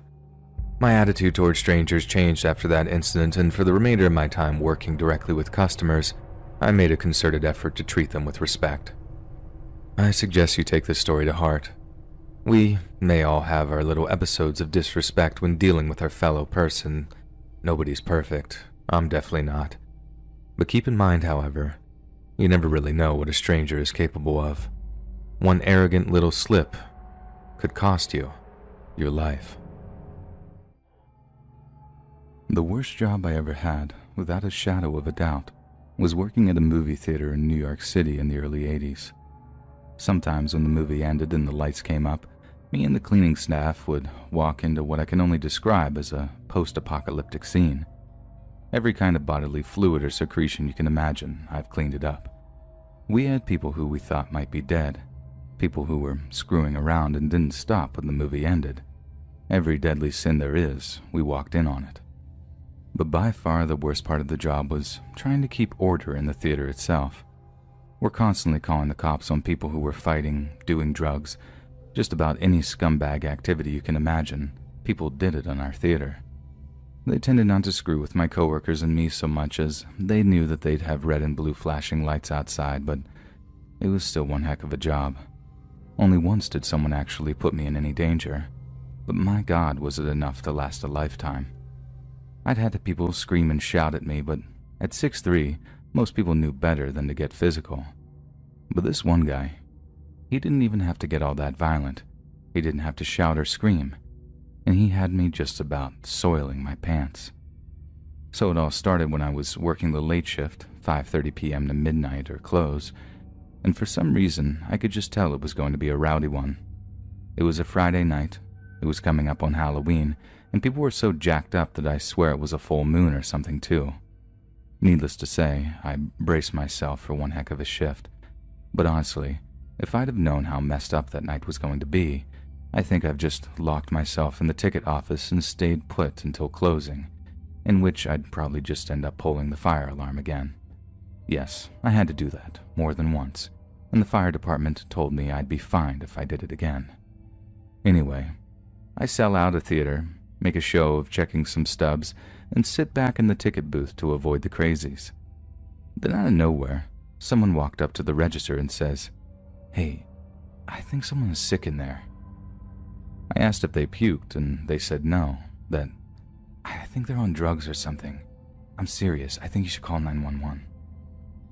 I didn't want to call the EMTs and then find out that someone had just fallen asleep or whatever, so I decided to just go check it out first, and if it was serious, I'd call 911. I follow the girl into the dark theater, and she points out who she's talking about. At the very end of one row, there was this punk rock-looking couple, crazy hair and leather jackets. The guy had his arm around the girl, and she's leaning on his shoulder. It didn't look too rough at first glance, just an unconventional couple enjoying a show of that freaky new Tron movie, as I like to call it. People sometimes ask how I remember which exact movies was showing, and I always respond with something like, when you feel like your entire world is about to end, you pick up on all the little details for some reason. So, back when I used to work the theater, I used to carry this weak little keychain flashlight that proved its worth on more than one occasion. I shine the light on the ground near the couple, and lo and behold, there's a bunch of puke at the girl's feet. Then I quickly shine the light on her, and yep, she's in a bad way. She obviously is not fully conscious, and she seems to be trembling while leaning on her guy, and I'm pretty sure she's either ODing or she's really sick with something.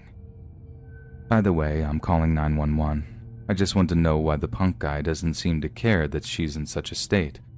So putting on my most polite, yes sir, no sir service voice, I lean in and ask the guy if he or his lady friend require any medical assistance. At first the guy just gives me the finger and tells me to get lost. Normally I'd just back off, no crummy job was worth getting punched in the face over. But this one solitary occasion I just couldn't walk away. You see, this dude was much older than the girl, maybe in his late 30s, early 40s, and she looked like she was no older than a high school junior. It just seemed like predatory, you know? Plus, she legit looked like she was ODing. This is going to sound harsh, but I don't really care if some hardcore junkie scumbag dies, but some younger person, some girl, who could have easily gotten a second chance in life. Nah, it wasn't going to happen on my time. But as they say, no good deed goes unpunished. I ended up making the nearly deadly mistake of reaching out and tapping this dude on the shoulder. I didn't tap him hard, it wasn't aggressive, nothing like that. It was just to let him know, I'm not messing around here. The girl needs medical attention, and I'm gonna call 911, so stash whatever you got on you because this girl's life is more important than your high, you know what I mean? But no sooner had I touched this guy, no sooner had I laid a finger on him, he grabs my wrist. I mean, the speed on this guy. I mean, heroin's supposed to make you slow or whatever, but that was nonsense. This guy's hit must have been working on him because he was like a freaking mousetrap. I touch him and whap. My fingers are wrapped around my wrist and he's turning in his seat to face me. Now I see him reaching into his pocket and my immediate reaction is to pull away because I think, Jesus, this guy's about to shank me. But he doesn't pull out a knife. He pulls out something else entirely. Still sharp, mind you, but what he did with it had me frozen to the spot. The theater is dark, right, but the movie screen is bright enough to light up like half of me in the sky, just enough so I can see what he's just put to my wrist. A syringe. He's not pricking me with it, he's just holding it there, and let me tell you, that was like a gun to my head. People reading this in 2019 might think that a needle is real bad, and obviously, yeah, it is. But this is 1982, alright? AIDS had literally just come out of nowhere. This country was scared. Not like COVID scared, buying all the toilet paper and stuff. I mean, people wouldn't use bathrooms after each other. Everyone's love life just disappeared overnight. I mean, this didn't go on forever, and people found out how to prevent the spread, but you didn't need no comorbidities for HIV to mess you up. And for a while, people just didn't know how it spread or with who. These days, they got all kinds of drugs that can manage HIV and AIDS or whatever. I mean, Magic Johnson is still going strong. I'd never have bet money on that back in the day, let me tell you. But back then, AIDS was like a death sentence, man. And not only did that guy threaten to poke me with a needle, what he said had me just about wetting my pants. Listen to me, he says. I got the bug. She got the bug too. Unless you want the bug as well, I get away from us, right now. I didn't say a word as he let go of me. I just turned around and walked out of the theater. Yeah, I called 911 like right away, cops and EMTs. All the while, I locked myself in the ticket booth and told my coworkers to stay clear of the cops when they arrived. The cops turned up with rubber gloves on, like surgical gloves, and just walked the guy out of the movie theater at gunpoint. I don't think they even touched the guy until he was at the car and they put the cuffs on him. That was a scary time to be alive, man, let me tell you. And that was a scary time for me, too, obviously. But the people I feel really sorry for are the people who have to live with that godforsaken disease before science worked out how to fight it or whatever. That ain't no way to live, and it sure does make me feel lucky that I have my health. When you think LinkedIn, it's probably the last place you expect guys to be sending creepy DMs to girls. But sadly, and sometimes scarily, it happens with alarming frequency. It's a problem that me and many other girls have experienced while using the platform. So for a couple of years, me and a group of like-minded people have been campaigning for social media platforms to improve their privacy systems, including blocking and reporting methods to ensure the safety of women and girls online. But all my campaigning has been promoted by a very close call of my own. I work in photography. It's been my passion ever since I was a little girl, and I managed to get my hands on my mom and dad's old Polaroid camera. The digital revolution only made it even easier for me to practice my vocation, and by the time you get to the Galaxy S21 Ultra, mine's charging on my desk next to me, you can do almost everything a professional photographer can do with a device that can fit into your pocket. But there's something very authentic and gratifying about the old-school darkroom processes, and it feels like you're birthing something special instead of just capturing a passing image. And although it's more expensive, I pride myself on offering my clients a choice of both. And a great way of me meeting new clients and potential employers is LinkedIn. It's honestly a great app, and I really do recommend it, but like I said, its user base contains just as many creeps as every other kind of social media. It might be a comment about what you're wearing in your profile picture, or asking, would you relocate for the right role, or the right man, winky face. Or in my case, it might be considerably more insidious and dangerous. Because one day I get a connect from a seemingly normal guy asking me if I'm interested in doing a photo shoot for him. I'm naturally a little bit skeptical, as he's being quite cagey about what the shoot entails, and the last time that happened it turned out to be a couple wanting to take pictures of, you know. I give him my rate, and I tell him no nudity whatsoever.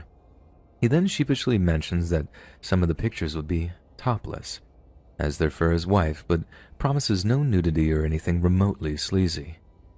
Handsome, but wholesome, I remember him saying.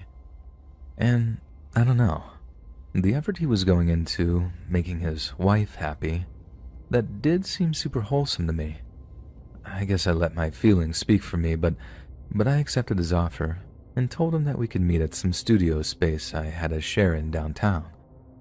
Public, neutral ground, on-site security, safe. At least I figured it would be, because if I'd had any inkling of what would be in store for me in that studio, I'd never have met that guy there that day.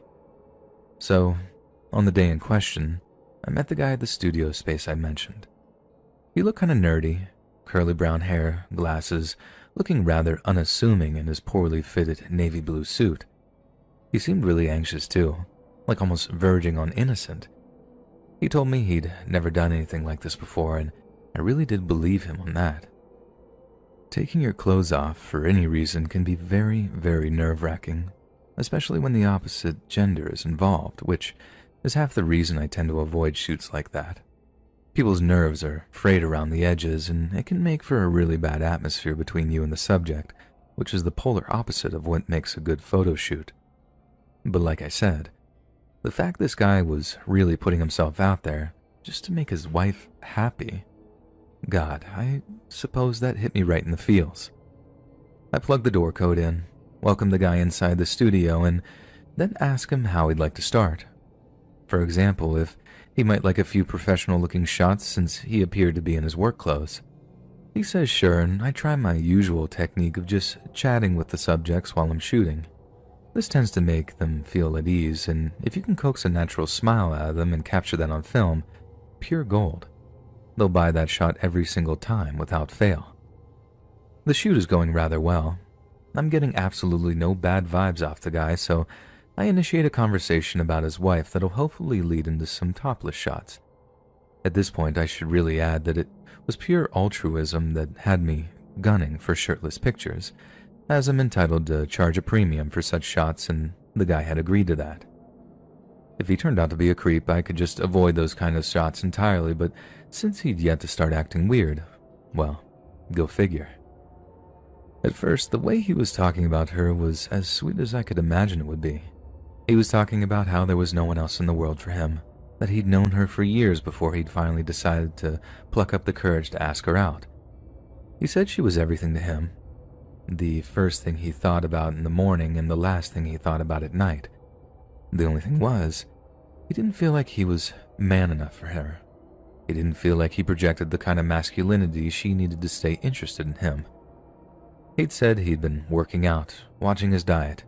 He wanted her to find him sexy, not just cute, as he put it. And weirdly enough, I knew exactly what he was talking about, as it's something I feel like I've struggled with throughout my dating years. Sometimes you don't want to be mousy or adorable. You want to feel hot.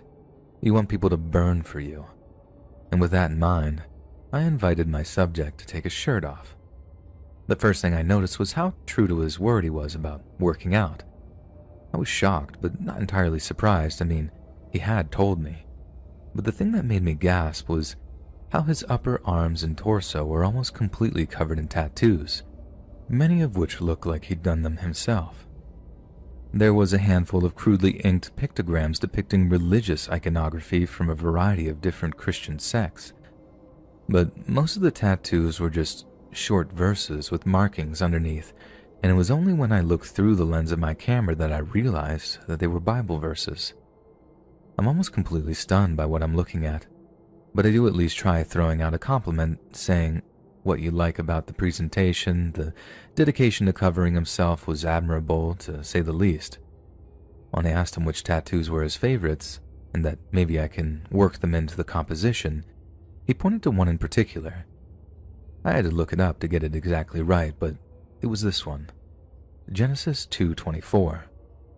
Therefore a man shall leave his father and his mother and hold fast to his wife, and they shall become one flesh. He told me that's how he felt about his wife, that they were of one body and one flesh.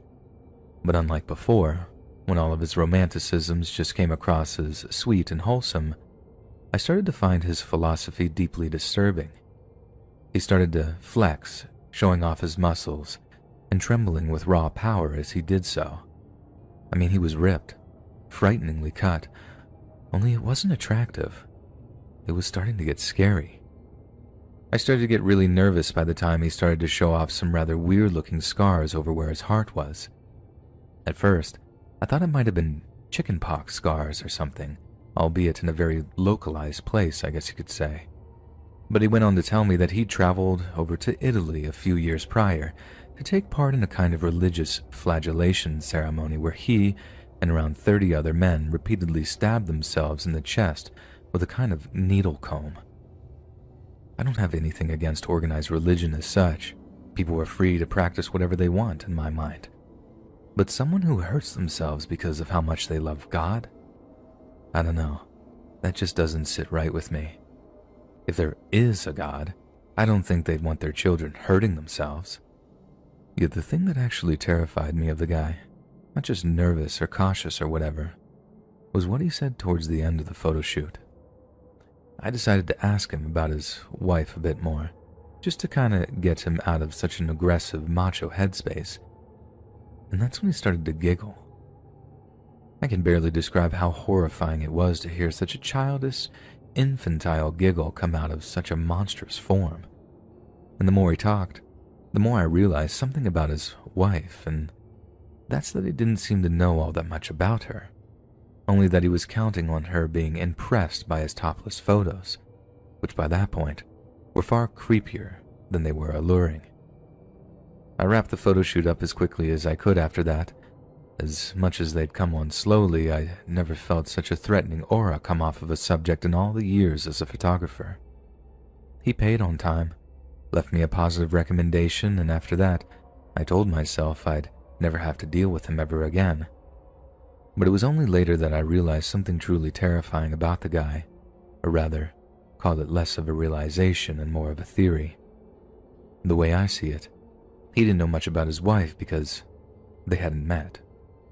All he did know could have been gleaned from watching her, stalking her, and it makes me feel sick to my stomach thinking he might have used my pictures to, make a move on her or whatever. At least, that's the nightmare scenario that plays itself out every time I think about it. I just pray that, or maybe in this case, pray would be the wrong word to use. I just hope that I don't read about my subject in the paper or online, and a story about the latest young woman to fall victim to obsessive, male violence. Ironically, one of the most horrifying true urban legends is perhaps one of the least known, at least in the US anyway. Because up in Toronto, Canada, almost everyone has heard the story of the Leaping Lawyer. According to the story, one well-to-do lawyer was overly keen on showing off all the features of his extravagant office space. Set into a huge glass skyscraper, the firm who made the huge plate glass windows of the office boasts that their windows were unbreakable, and that it would take a shot from an artillery gun to successfully shatter them. Apparently, this well-to-do lawyer was a fan of proving them right, and had a rather terrifying office party trick that he often used to wow his guests. Right when the party was in full swing, he would take a running jump at the plate glass windows after announcing, "Goodbye, cruel world." Those in attendance would scream in horror as the lawyer leapt towards the window, only to be met with his hysterical laughter when he harmlessly bounced off the toughened, polished glass. Over and over, the lawyer repeated his death-defying stunt, until one day, the unthinkable happened, and the unbreakable broke. The lawyer reeled up, ran at the glass, thrilled by the accompanying screams of the uninitiated. But as his large, speeding body came in contact with the glass, it shattered. Instead of turning around to laugh at those who had fallen for the prank, the lawyer was only met with the sound of his own screams as he plummeted 20 stories down to his death. It's an urban legend that has everything. The impossible is possible, the arrogant are punished, and it's about as theatrical as urban legends get. Yet perhaps the real horror only comes when we learn that the entire story is completely and utterly true. After completing an engineering degree before attending law school, Gary Hoy took a job practicing corporate and securities law in the eastern Canadian city of Toronto. He worked for a firm known as Holden Day Wilson, a law firm located on the 24th floor of the Toronto Dominion Centre. Then, on July 9, 1993, Hoy happened to notice someone giving a tour of the office to a group of articling students from a nearby university. Like he had done many times before, he attempted to demonstrate the strength of the structure's window glass by slamming himself into a window. So, in order to give the students a good fright, Hoy took his usual run-up and slammed into the plate glass. This is where the urban legend differs from the true story, as it turns out the glass was indeed unbreakable and remained unshattered even on the day of Hoy's death. Instead, some rusty old screws, tired of Hoy's continual abuses, simply dislodged and allowed the window pane to slip out of place. Right there, in front of the completely unsuspecting students, Gary Hoy screamed as he slipped through the gap in the floor and the window, plummeting 24 stories to his death. The building's structural engineer Bob Greer was contacted by the Toronto Star for comment. When he learned of Hoy's folly, he was quoted as saying, "I don't know of a single building code in the entire world that would allow a 160-pound man to run up against a window like that. He must have been out of his freaking mind." In another interview, the glass company who made the panes was quick to state that the windows didn't actually break. "We just want to make that clear. It popped out of its frame. That's what caused Mr. Hoy to fall. Shoddy workmanship, not our product." Holden Day Wilson never recovered from Hoy's death, and it was definitely one of the factors that contributed to the firm's eventual closure less than 3 years later. At the time, it was the largest law firm closure in Canadian history, but national newspapers seemed to forget that Hoy's death even occurred. The firm's closure was blamed on mismanagement and financial discrepancies, and the fact that Gary's ghost had haunted all those that had witnessed his death was totally ignored.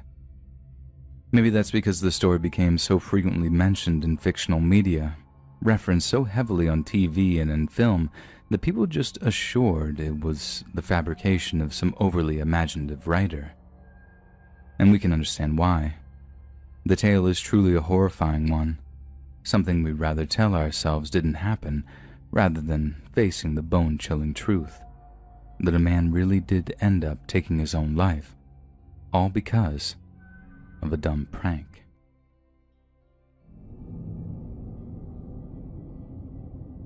It was October 2020. I'm a 17-year-old girl, but was 16 at the time of this story. I was walking into my local skate park with a friend, let's call her Chloe, to sit down at the gazebo so we could hang out, when a man, let's call him Michael, approached us with concha and Coke and asked if he could eat his bread there. A concha is a Mexican sweetbread, which is basically just bread with some cookie dough crumble on it. Chloe and I tried to ignore him when he sat down next to us, but it was extremely hard when he started to make conversation.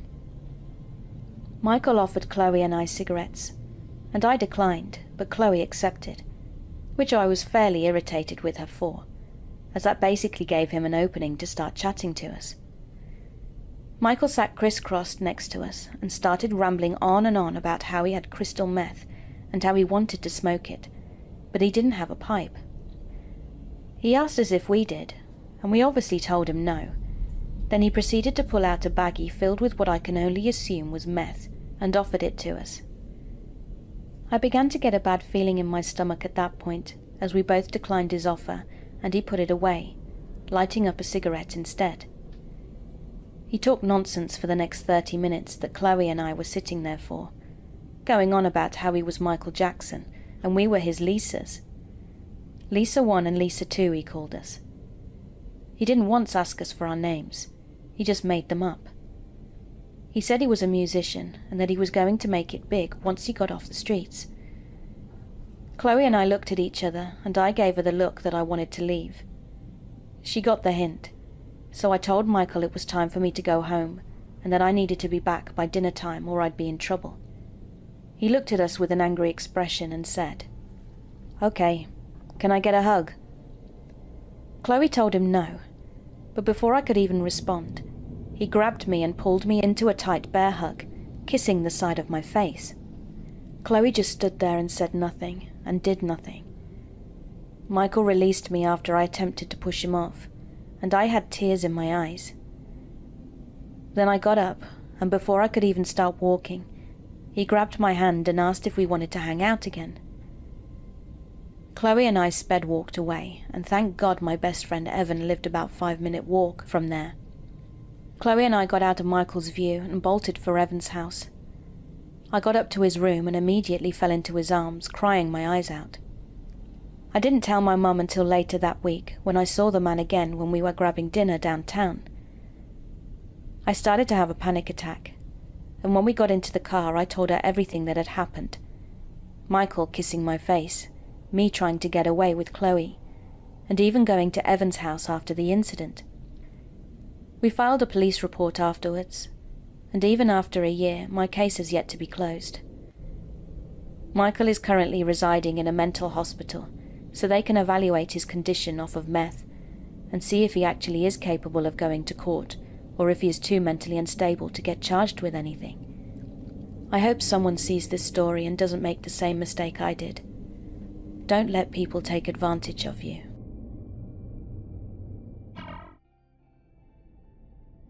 A little bit of backstory. I went to Miami earlier this year. Didn't know a lot of people there, but I still went. I was 20 at the time and not really jacked, but I know how to hold myself. I got there on a Saturday, and I knew that weekend nights at the beach are where the fun things happen. Night eventually rolled around, and I took an Uber to South Beach. I walked around for about an hour and a half and found a bench to sit down at to check my phone. As I'm sitting down minding my own business, a person walks up to me and sits on the same bench as me. I didn't think much of it. The place was packed, being that it's a weekend night. A few minutes pass by, and he starts up a conversation with me. I will refer to him as Dude. He seemed like a chilled person, around the same age as me, average build. I'm usually really good at reading vibes, and I didn't get any negative vibes from him. I tell him that I'm new here, that I had arrived in Miami and that I didn't really know anyone here. That was probably my first mistake. My phone had started to die, and I also needed to use the restroom, but the bars and restaurants there won't let you use the restroom unless you are a customer. So I was shit out of luck. The dude told me that he has a place not far away from here and offered to let me come over to use the restroom and charge my stuff for a few minutes. Looking back now, I should have declined the offer, but I did take him up on the offer. We get to his place, and as soon as I enter, I got really odd vibes. His house was just giving off negative energy, but I don't want to pay it any attention. He tells me where I can plug my stuff in and shows me the way to the bathroom. So after using the bathroom, I walked back into the living room and sat down. My plan was to let my stuff charge for 15 to 20 minutes, then leave. The dude sits down beside me, and we actually had a pretty good conversation at first. He just seemed like a chill person who was trying to be nice. About 5 minutes after he sat down beside me, that's when things took a turn. He gets up, walks to the kitchen and pours 2 glasses of vodka, walks back to me and hands me one. I didn't want to come off as rude, so I took the glass and just held it. I wasn't trying to get drunk, especially around someone I just met.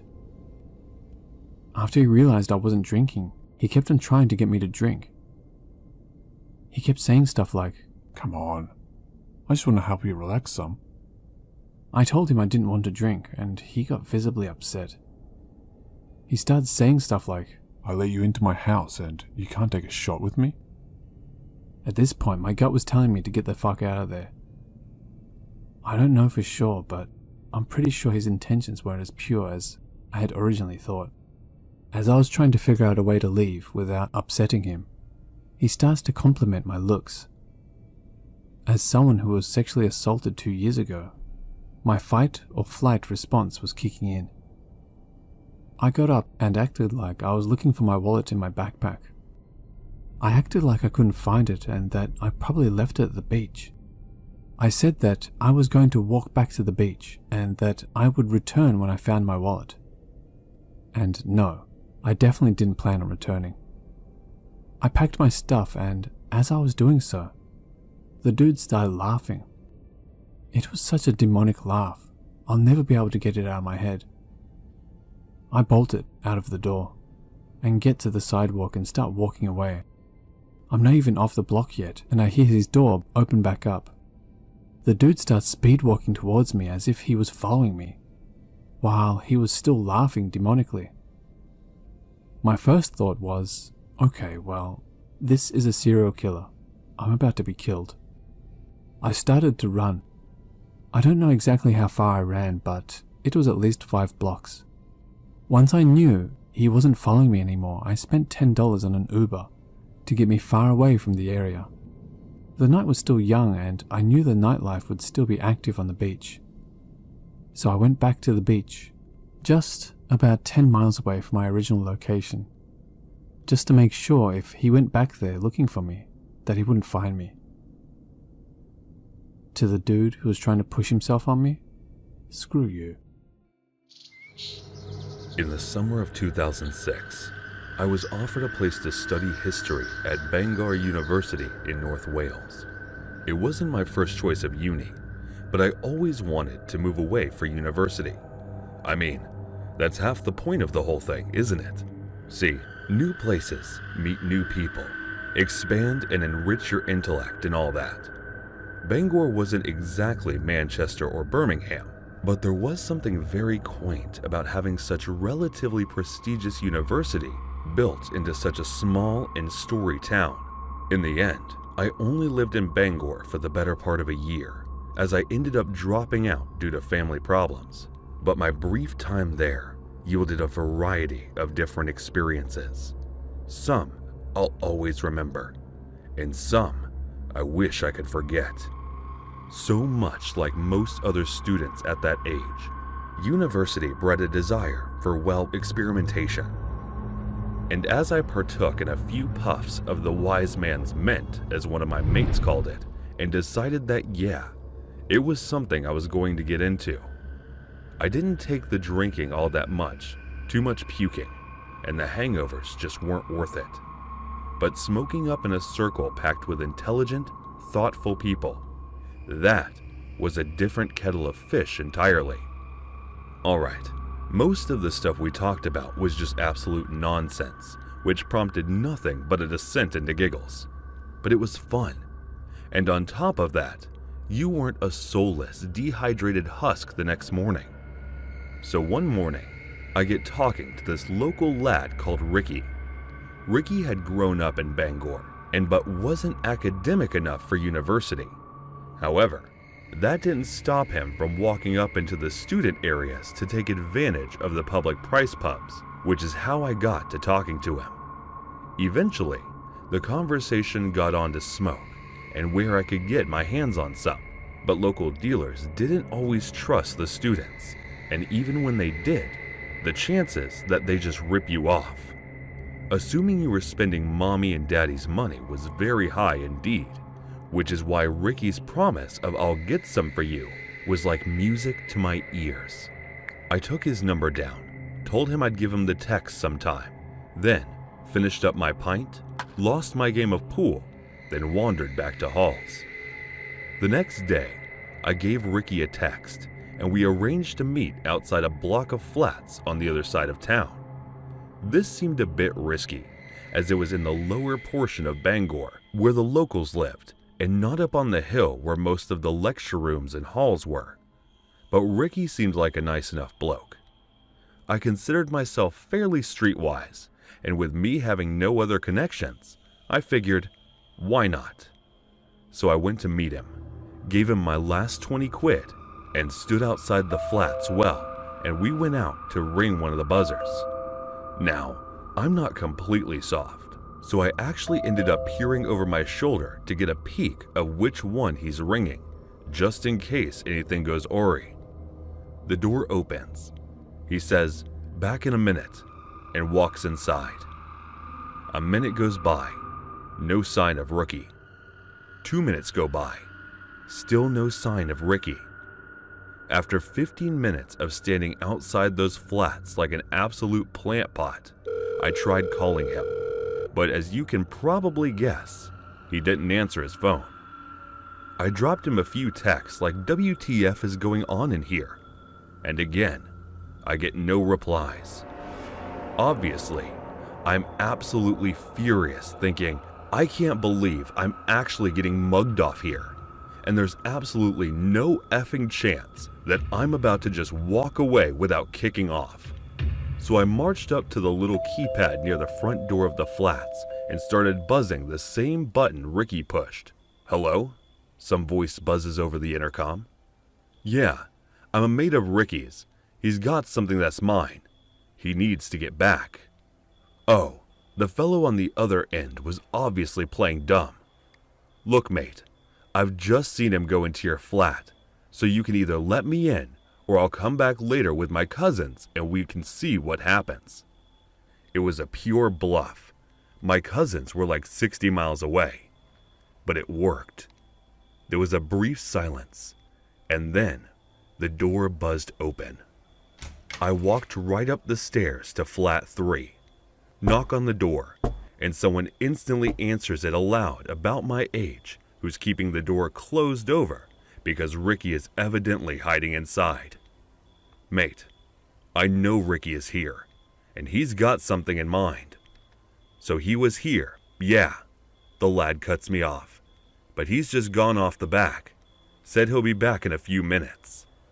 Then I hear a voice that obviously belongs to someone older, saying, "Let him wait inside if he wants." The lad looks off to the right, then opens up the door.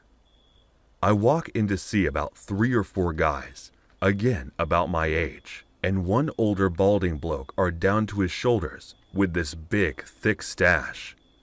In front of him on this dirty wooden coffee table, almost every kind of illegal substance you can imagine. And after waiting there for about 15 minutes, tension rising the whole time, I decided to give them something of an ultimatum.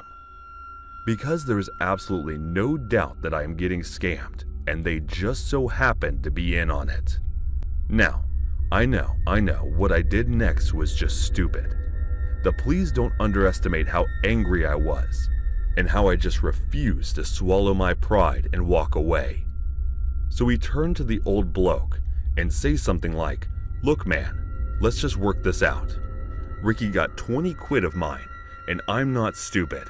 I know what the crack is. I'm also not walking away without it.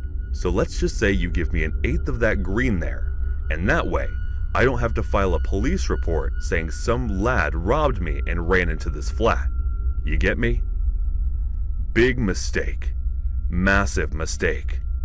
Sometimes, it really is just better to swallow your pride and walk away, especially if the only other option is throwing around threats that you're unlikely to back up.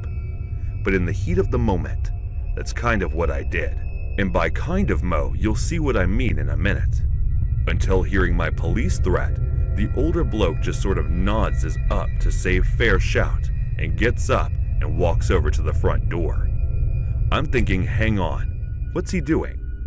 And when he locks the front door to the flat with a mortised lock and slides the key into his pocket, I just think, oh, you can imagine what came next. The 3 younger lads jumped me. I tried my best to fight back, but as you can probably guess, 3-on-1 didn't give me a chance to throw so much as 2 or 3 solid punches. Before I was on the deck getting the absolute life kicked out of me, all to a soundtrack of you coming to my flat and threatening me. Not happening.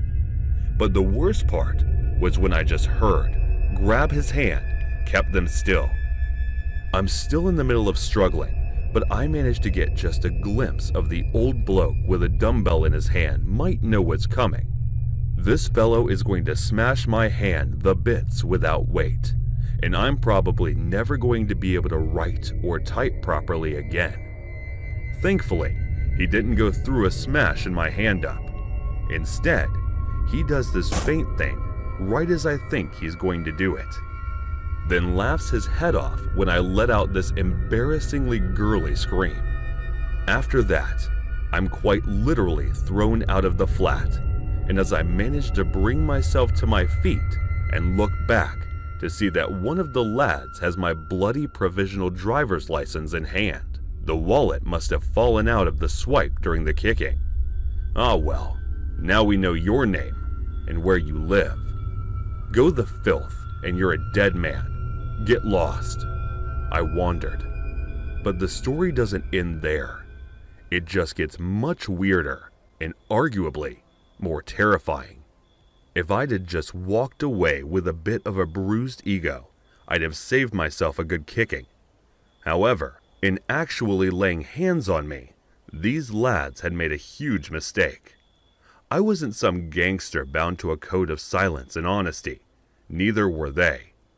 I was a big city, and I definitely wasn't scared of some small town dealers. And if they thought they could just intimidate some kid into silence, that were dead wrong. Because the first place I go, after I ended up getting kicked out of the Phyllis flat, is the Bangor police station. I was just dead honest with them. I told them I got scammed trying to buy smoke. Told the man being battered with me thinking the whole time, they're going to go round up this bloke's flat, and they're going to know he's got drugs in there. The place stunk of them, and that's how I'm going to get my own back. Solid plan, right? And quick side note, for anyone who says I'm a coward, a grass, or a snitch for going to the police, wind your neck in Tony, Montana. This isn't The Wire. This is real life, and you fight with anything you've got available to you. Only, it didn't quite turn out like that. I was hoping the police would knock round Nick the bloke and his underlings, and then I'd see massive drug busts in the papers for a week or something like that. But when the police got back in touch, they said they'd nick a lad for assaulting me, but he was going to plead guilty, so it didn't look like I'd have to go to court or anything. They gave me some leaflets on getting over trauma, advised me to file victims of crime compensation claim, and then that was that. Yeah, it was some small measure of revenge, but it wasn't quite the complete and utter takedown I'd been hoping for. That being said, it would turn out that I didn't have to lift a finger to get my own back on Ricky. His own people would do that for me.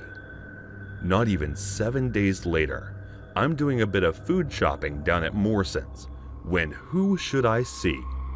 The giant cast on his leg and bruises all over his face.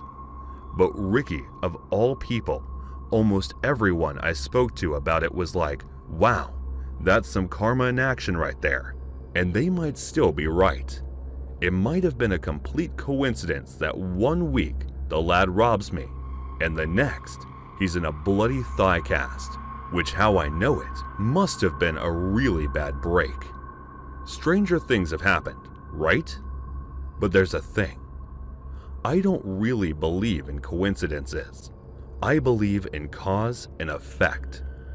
I think the top dog down in the lower town flat was just that top dog in the area. And I think the trouble Ricky ended up causing him Monday was only a fanny hair away from being nicked for selling Class A's. I think he was so angry that he had his little minions break Ricky's leg. I mean, how else to explain his black eyes and all that?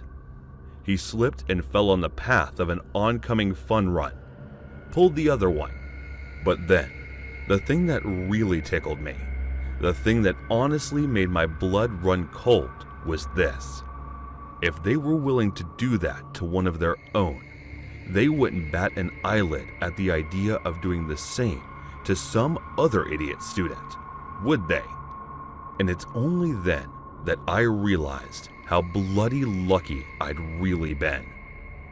A few months after I completely balls up my end-of-year exams, ended up dropping out, and that was the end of that chapter. Needless to say, despite the relatively short amount of time I'd spent there, Bangor really did teach me a thing or two. They just turned out not quite to be the kind of things I imagined when I arrived. This is an experience my wife and I just had this past year. As soon as the quarantine was lifted in our area, she and I filled our packs and went for a hike at our local state park. It was something we used to do pretty regularly and have since before we got married. Speaking for myself, I was looking forward to it. The plan was to hike out to a certain lake, spend the night, and hike back to the car. It was a clear, warm day, and the trails were nice and dry. For most of that morning, we had been the only people on the trail. We decided to stop for lunch at a campsite about halfway to the lake. Another couple must have had the same idea. They were sitting at the concrete picnic table, and we asked to join them. Soon, the four of us were discussing what we had seen and where we were headed. The couple turned out to be newlyweds on their honeymoon. My wife, who's a hopeless romantic, loves to hear this. She proceeded to tell them how we met and some other sappy stuff I don't bother to remember. 2 hours passed and we finally said our goodbyes. We arrived at the lake about an hour before dark, tired and hungry. I got a fire started, and Mandy, my wife, cooked us a small meal while I pitched the tent. We sat around the fire cooking s'mores and eventually called it a night around 10 p.m. I got up just before dawn the next morning and got the fire ready to make breakfast. We repeated our roles from the night prior, except I pulled the tent down and repacked it. Then measures were taken to assure the fire was completely out after cooking. And with that, we took to the trail for the return journey. At 10 a.m., we reached the halfway point, but chose not to stop. 2 hours of the trail, we ran into the couple we met the day before. Strangely, his wife wasn't with him. Mandy asked him about her location, and the man said she'd become ill the night before and returned home. When he said it, he looked nervous and couldn't look either of us in our eyes before either of us could ask anything else. He said that his wife had insisted he finish the trip alone. It sounded a bit strange, but we had no reason not to believe him.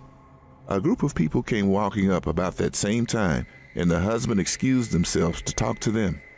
I wasn't interested in prying any further. Their marriage was none of my business. I thought Mandy looked like she wanted to stay, but I reminded her of the obligations we had that night. She reluctantly agreed, and we went on our way. We got to the parking lot not too long after and packed up our stuff. There were a few groups of people talking amongst themselves.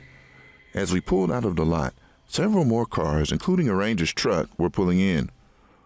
Once again, I thought nothing of it. We made the news. We made it back home that afternoon and handled some family things. It wasn't until breakfast that we heard the news. I grabbed a cup of coffee and sat down in front of the TV. I flipped it on just in time to receive a report of a dead female camper. When they showed her face on the screen, I almost choked on my coffee. It was a picture of the woman we had met just 2 days prior. I yelled out to Mandy to join me in the living room. I wanted to be sure of what I was seeing. I didn't have my glasses on at the time, so I pointed at the TV and asked, "Isn't that one of the newlyweds we met at the park?" She watched for a moment and let out a shocked gasp. Just then, a wedding photo of a couple appeared on the screen. Mandy grabs the remote from my hand and turns up the volume. According to the husband, the couple had been at a cliffside that was a popular lookout. Mandy and I had been there once or twice ourselves in the past. They watched the sun rise, and as they were preparing to turn and leave, the wife lost her footing and fell several hundred feet to the ground below. It was certainly possible, but something bothered me about it. Why hadn't he mentioned this to us? More so, what was up with the illness story? It couldn't have been more than a few hours after the incident occurred. None of his behavior made any sense. I know if something had happened to me, I'd have been a mess. We passed at least 15 people that morning and not a soul talked to us. It all seemed fishy to me. I was glad to see that Mandy agreed with me. It looked as if her instincts had been right once again. Just don't tell her I said that. After a long discussion about our responsibilities and the like, we agreed that we should contact the law enforcement involved in the case. And as it stood, the husband isn't under any suspicion. Not publicly, anyway. I contacted the sheriff's office and told them what we knew. The deputy put us on hold for a moment, and when we returned, he said someone may reach out to us in the future. But it's been almost a year, and no one has contacted us.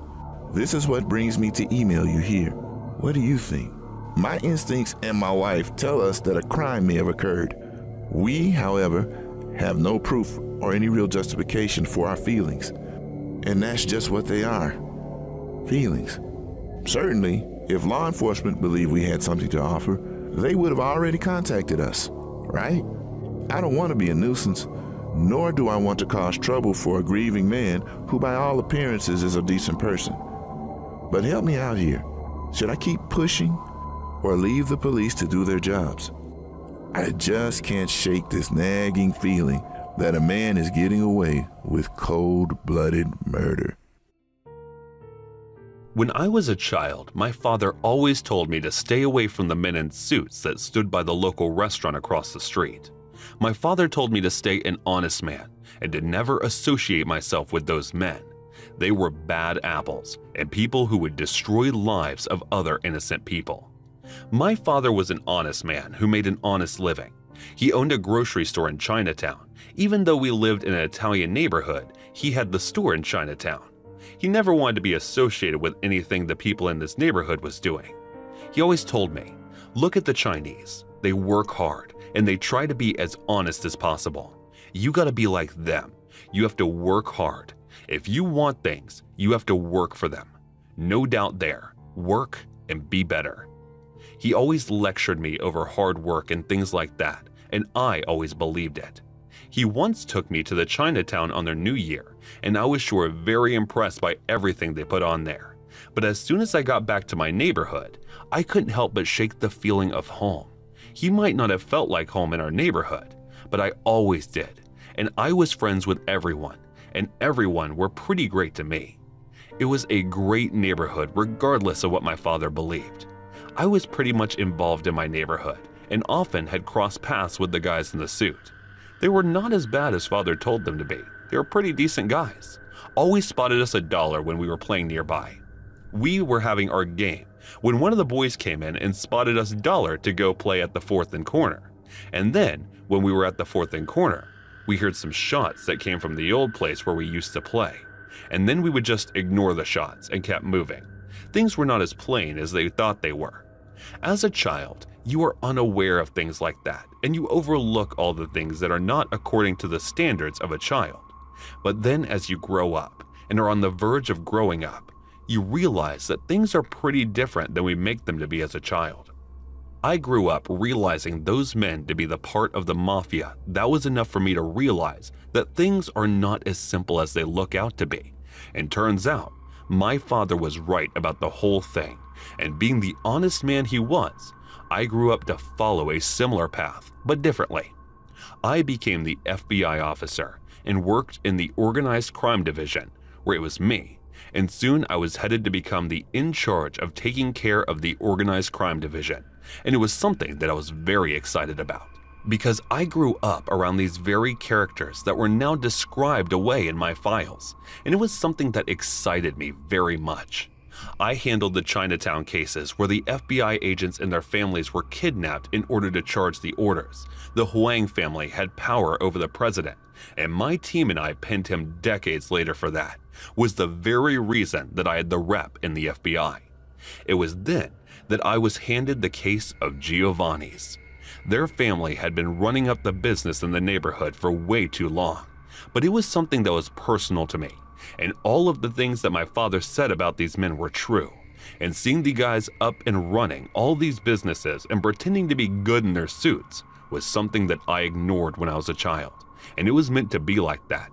I saw their case file, and they were responsible for multiple murders, kidnappings, and thefts, and almost every crime by the book.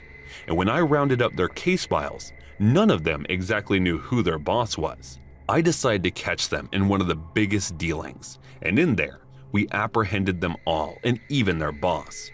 Upon further asking, the case was all cleared, and upon opening up their history, I found out that the family was started by my own grandfather, and my father inherited and stayed in there for a while. He was the head of the Giovanni's inside and out for almost 10 years, and when he walked away later, and that was something that I could not have ever imagined seeing, that my father always talked about the honest men job, and this was definitely not honest, and it broke me. But I had to do what had to be done, and then I rounded my father for further questions, and he was honest in the questions, but with the connection I had to be relieved of my duties. And that was the last time that I worked as the FBI agent. I was relieved until the call comes in. The call came in years later, 3 years, 2 months, and 19 days later. The story started when I saw the girl for a first time. She was tall and pretty, and looked she was the prettier of the entire ones standing. I had no idea what my father and I were doing there. Son, we are here for you. Since your mom left me, we are here to get you a mom. I wasn't really sure what was going on, and I said, "What is going on, Pop?" And he said, "I am here to get you a new stepmom." I was surprised with everything going on. I asked my father if it was the most necessary thing to do, and he said that he is. It was a Romanian bride shop, and all the girls here were from Romania, waiting to be wed and have an American green card. My father picked one of the fieriest brides he could. Her name was Rosalina, and she was very outspoken, and her English was quite broken. It wasn't very legal if anyone was wondering, but it wasn't something that people weren't aware of, hence my father knew about it.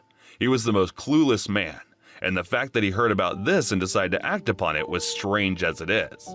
He did all the proceedings that were to be done to bring it to being closest to legal, and then went out to marry Rosalina. I was very skeptic of Rosalina. I knew she wasn't the best person to be around, but her presence cheered up my father a bit, and it was something that I would tolerate her for that.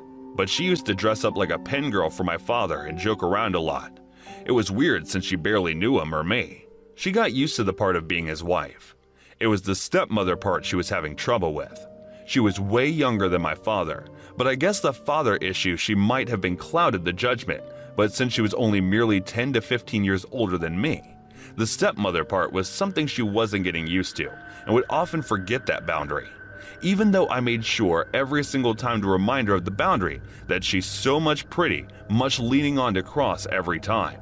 Even though my father was a great guy to her, there were just some things that he just wouldn't understand, and there I would come in to help her.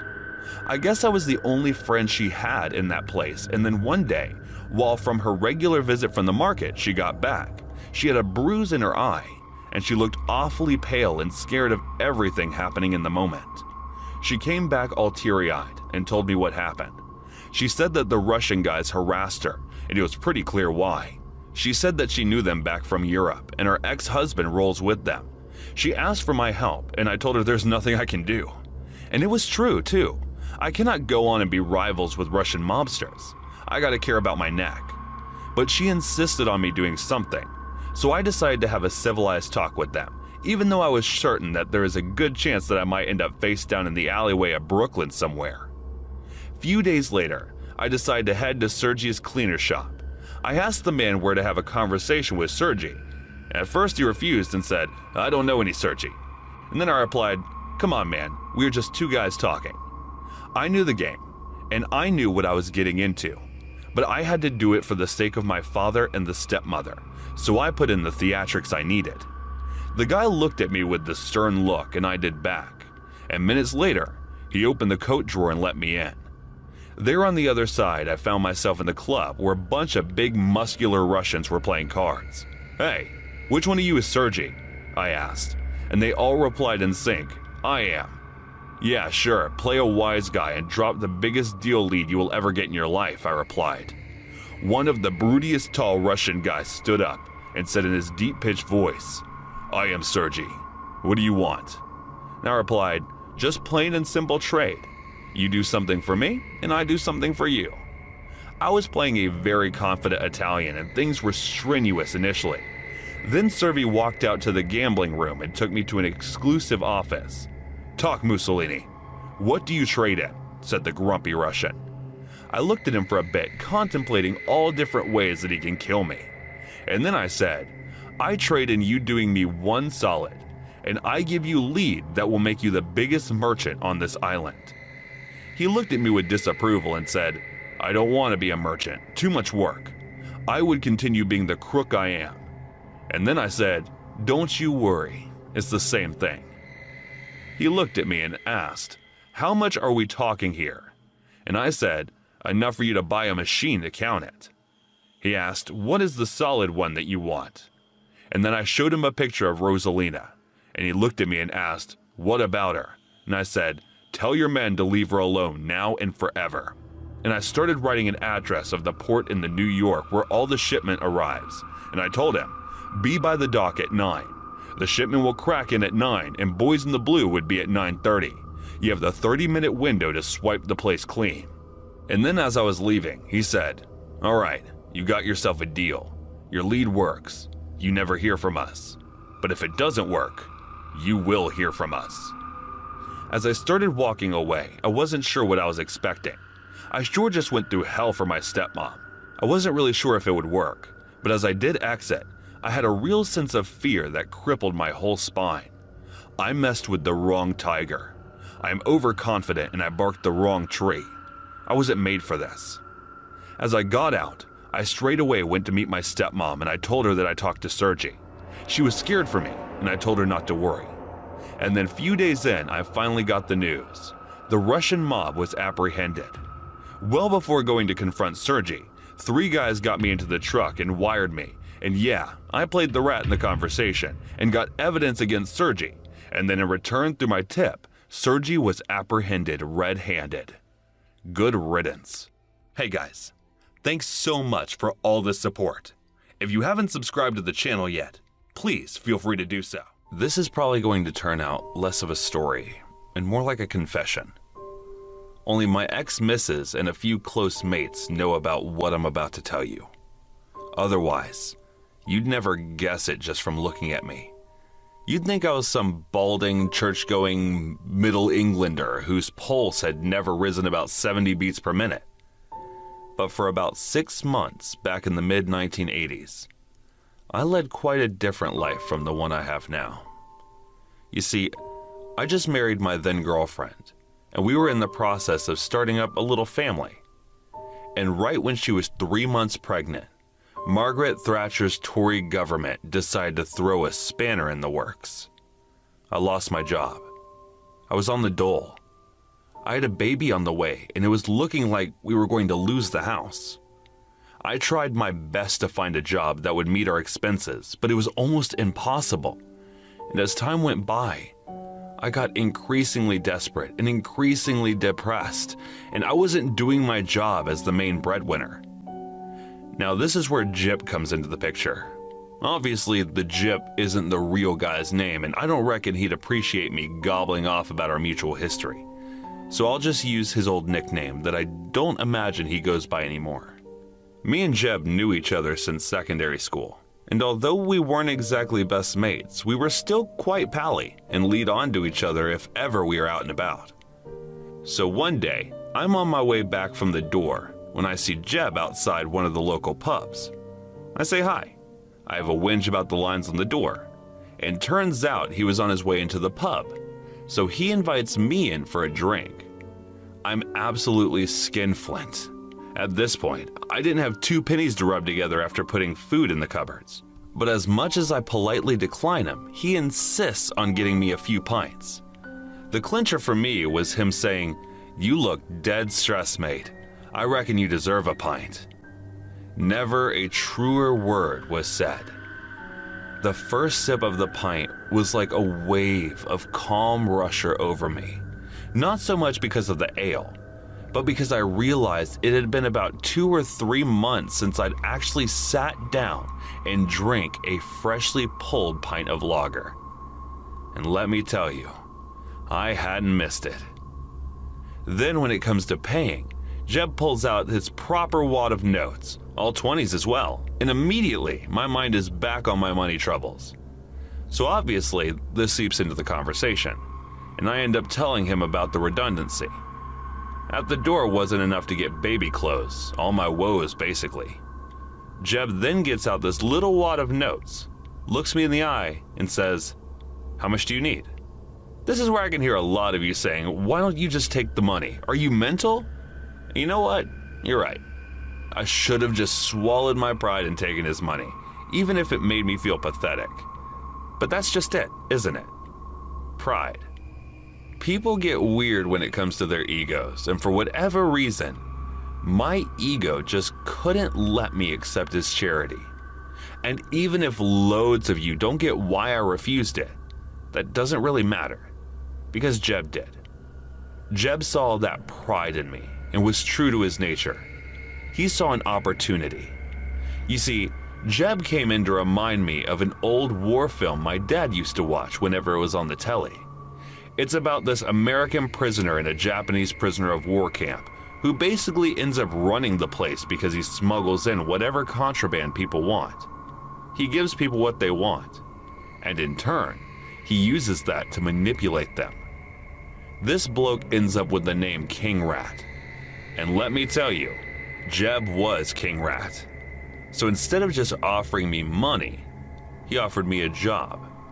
He said he'd pay me £300 to pick up a car for him. Only trouble was that he bought the car from a bloke in Bristol, so that meant getting the train down there so I could drive it back. For reference, £300 was a lot of money for what he was asking me to do, which amounted to maybe half a day's work at the most. I knew that there was a catch, that the car might be in a bad neck or, God forbid, it might be stolen. But I really wasn't in the position to be turning down that kind of money, especially when he said that if I got the car back in one piece, there'd be more work in it for me. So that's how I started working with, or more accurately, for Jeb. I thought he was a used car dealer. I really was that innocent. But after a couple of runs, he let me in on a little secret. The cars weren't the object of value in those little transactions. It was what was in them. I had driven 4 different cars around various parts of the UK at that point, and not once did I realize that hollowed out compartments of the doors that had been stuffed with imported Moroccan hashish. What was I going to do? Kick off, resign? I knew that there was a catch. I was just a bit annoyed that I hadn't been fully informed from the get-go. But then again, ignorance is bliss, isn't it? And Jib said that the very same ignorance was like a superpower. I'd passed police cars countless times, and I even stopped to ask for directions from one at one point. And at no point was I nervous, twitchy, or anything else that might have alerted them to exactly what I was transporting. And on top of that, I was 26 going on 40. I looked like a bloody PE teacher or something. You'd never suspect me. I'll admit that. After that, I got way too comfy making the journeys. My doll disguise must have gotten in my head a bit, because when Jim offered me what amounted to a promotion, I jumped at the chance. In these new jobs, my pay would be about £650 a round, just about double the pay. And some of the trips would be to the next city over from us, an hour's driving time tops. It was a no-brainer. Half the work for double the pay? The only question was what I'd be transporting. And I'll never forget what Jib responded with when I asked him what would be in the cars. "Do you really want to know?" he said. No, I really didn't. As long as it wasn't a dead body in the boot or something equally as sinister, I really didn't want to know. So I started making these runs to a city relatively close by to us 3 times a week, getting the train out there, picking up a car from these Turkish blokes, and then driving back home. And I was getting just shy of $2,000 a week for it. The wife was ecstatic. I was telling her the half-truth that I was selling used cars with an old mate from school, and she was far too chuffed to ask any probing questions, but others did. And I ended up losing a couple of workmates because they thought I was holding out on them, hoarding the wealth or something. But Jib had me swear not to say a thing to anyone. And if I tried to get them in the door, he'd probably have dropped me like a live grenade. For 3 months, I worked that job, and the whole time, the cash was just rolling in. There was only ever one close call when a traffic cop on a motorbike pulled me over for having a faulty brake light. When I brought it up with Jim, he assured me that every car would undergo a full mod before I ever touched it. After that, there were no problems. I actually got quite pally with the Turkish blokes. I picked the cars up from 2. They ran a little restaurant/cafe type thing, and I used to pick the cars up from the delivery entrance around the back. The blokes will be sitting around this little table, chain-smoking cigars and drinking this muddy-looking coffee. They'd say hello, shake my hand, and sometimes offer me a coffee or one of their little syrupy pastries. Sometimes I'd partake, but mostly not. Then I'd take the keys off them, get in the car, and bugger off back home. Every single time the restaurant would be buzzing, the shutters at the back would be open. It was a seamless transition of goods, very subtle. That is right in plain sight. There was never any fuss, never any danger. It was always the same routine. This is why when I turned up at the Turkish place one Friday night and the place was closed, my spider senses started to tingle. I go around the back to see the shutters down, but it's not like I could have just said, "Oh well, it's closed, I have to just get the train home." There was a lot of money at stake. It's not like it could have just gone back empty-handed. People have been killed for losing smaller amounts of drugs than that. It's just assumed you've stolen it. So I walk up to the shutters, and I can hear someone talking on the other side. Brilliant, I think. The meeting is still on. So I give the shutters a few knocks and wait for them to be open. As soon as I knock, the voices go quiet. And then, no one opens the shutters either. Again, my spidey senses are tingling, and I take it upon myself to announce who it is just in case they think I'm the police or something. As soon as I do, I hear someone fiddling with the shutters. Then they start to slide open before stopping at about 2 feet. Again, very weird, and it's just silent on the other side. I call up hello quite softly using one of the Turkish bloke's names. All I hear is, "Come in," from the other side. So doing as I'm asked, I crouch down to crawl under the shutter. Then, just as I emerge on the other side, someone kicks me in the face so hard it makes my ears ring.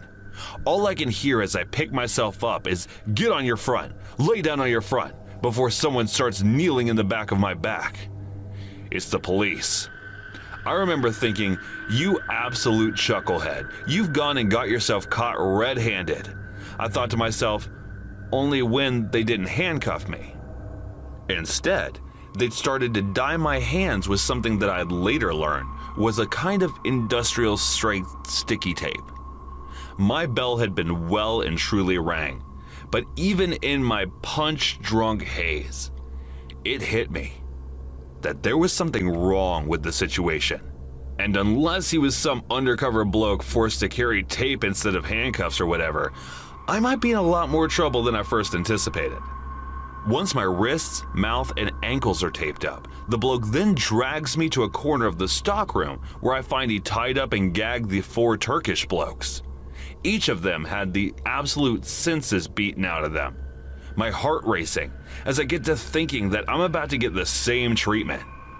But instead, he seems to just ignore me and resumes some kind of speech he must have been giving the Turkish blokes. And that's when it slowly became clear who it was. It wasn't the police. It wasn't even some other gang or drug dealers with some axe to grind. It was a vigilante. I won't repeat exactly what he said. It was quite a long, drawn-out, and terrifying affair, and I think every third word would be the F word. And this is about to get obscene as it is. So I'll just sum it up. And what he said, what he kept referencing, was someone who died. I thought the Turks might have killed someone, and in a matter of speaking, I suppose they did. Because the bloke then LEDs on that it was his daughter that had died from heroin use, possibly having an overdose. But it could have been some other complication resulting from her addiction he never specified. Then at one point, he started ranting about how you sell it, but you don't use it. And I suddenly see that there are these big cling-filmed wrap packages on the table. The bloke must have arrived before they'd loaded the car up, and maybe even before the staff had arrived for the evening service. And all the evidence he needed that they'd sold heroin was right there for all to see. God knows how he found them, but he had. And for a long, it didn't look like any of us were going to get out of there alive. The first thing he did was start cutting open some of the packages while he was on his salad, but don't use it, rat. Then he starts trying to shovel it up some of the bloke's nose, working his way around, until he actually tried doing it to me too. I thought I'd had it, have some well-timed exhale and clean my nostrils out as he moved back onto the other blokes in a frenzy the whole time. I am just terrified. He's going to start using the knife in his hand, and that we're just seconds away from being slaughtered like sheep. But instead, he starts cutting the package wide open and dumping the contents all over us. He goes back for another and dumps the one on us, ranting and raving the whole time about how we're going to regret the day we're born. I just kept picturing the little girl I never get to see grow up. My ex-missus was less than a month from her due date, and the thought of her getting the news had been murdered was all I could think about. Not only that, but her finding out where I'd been getting the money from, that's what really got me the shame she'd feel, and the secret she'd have to keep from our daughter. I started to well up. I was so very, very out of my depth. I had given every bloody penny of that money back if I could just get back to my wife safely. And for the first time in my life, I actually prayed to God for literal salvation. Remember way back at the start when I said church going? This is why the whole time I'm praying, I've got my eyes sealed shut. I couldn't bear to watch the vigilante bloke stuck stabbing, knowing he'd probably work his way through all 4 Turkish blokes before finally turning his attentions to me. But in the end, I had to open them. I just couldn't stop myself. And when I did, I saw that God had answered my prayers. One of the Turkish blokes had somehow, God only knows, managed to work one of his hands out of the tape. To this day, the only way I can see him managing it is if he was cursed or blessed with being extremely sweaty. But either way, I just watched as a vigilante turns his back on us to fetch another package before the Turkish bloke just launches himself at him. I didn't really get a good look at what followed. It just looked like a lot of squirming arms and legs from where I was lying. Soundtracked by this man, a cacophony of grunts and Turkish swear words. But eventually, the vigilante fella goes limp, and the Turkish fella rolls off of him and crawls over to cut us free. About half an hour later, I'm sitting in a shuttered and empty Turkish restaurant, drinking this ultra-strong Turkish spirit and smoking my first ever cigarette. The Turk took my clothes off of me, I'm guessing to burn. So I sat there. It was basically a waiter's uniform, smoking and drinking until the shakes were gone. In the meantime, now all kinds of different Turkish blokes turned up, presumably to deal with the vigilante's body and to clean everything down. By the time they let me back in the delivery room, it looked as good as new. Everything was clean and sparkly. The car had been wiped down. The fella had just completely disappeared.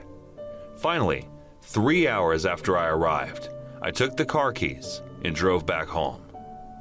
When I arrived, I collected my wages and thanked him for the opportunity, but told him that that'd be my last delivery. When he asked why, I told them everything. And when I was done, he had to pick his jaw up off the floor.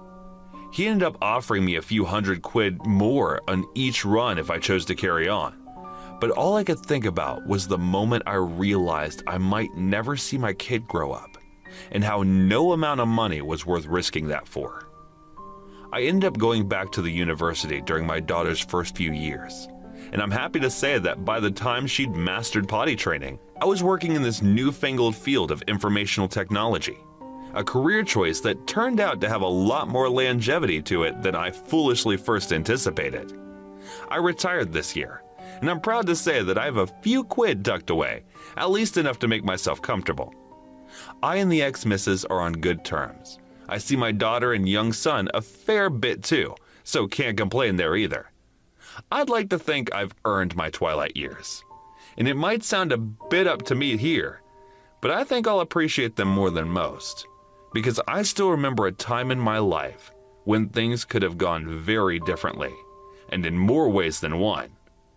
And then remember how that horrible cycle of greed, suffering, and death just carries on rolling, sight unseen, forever and ever.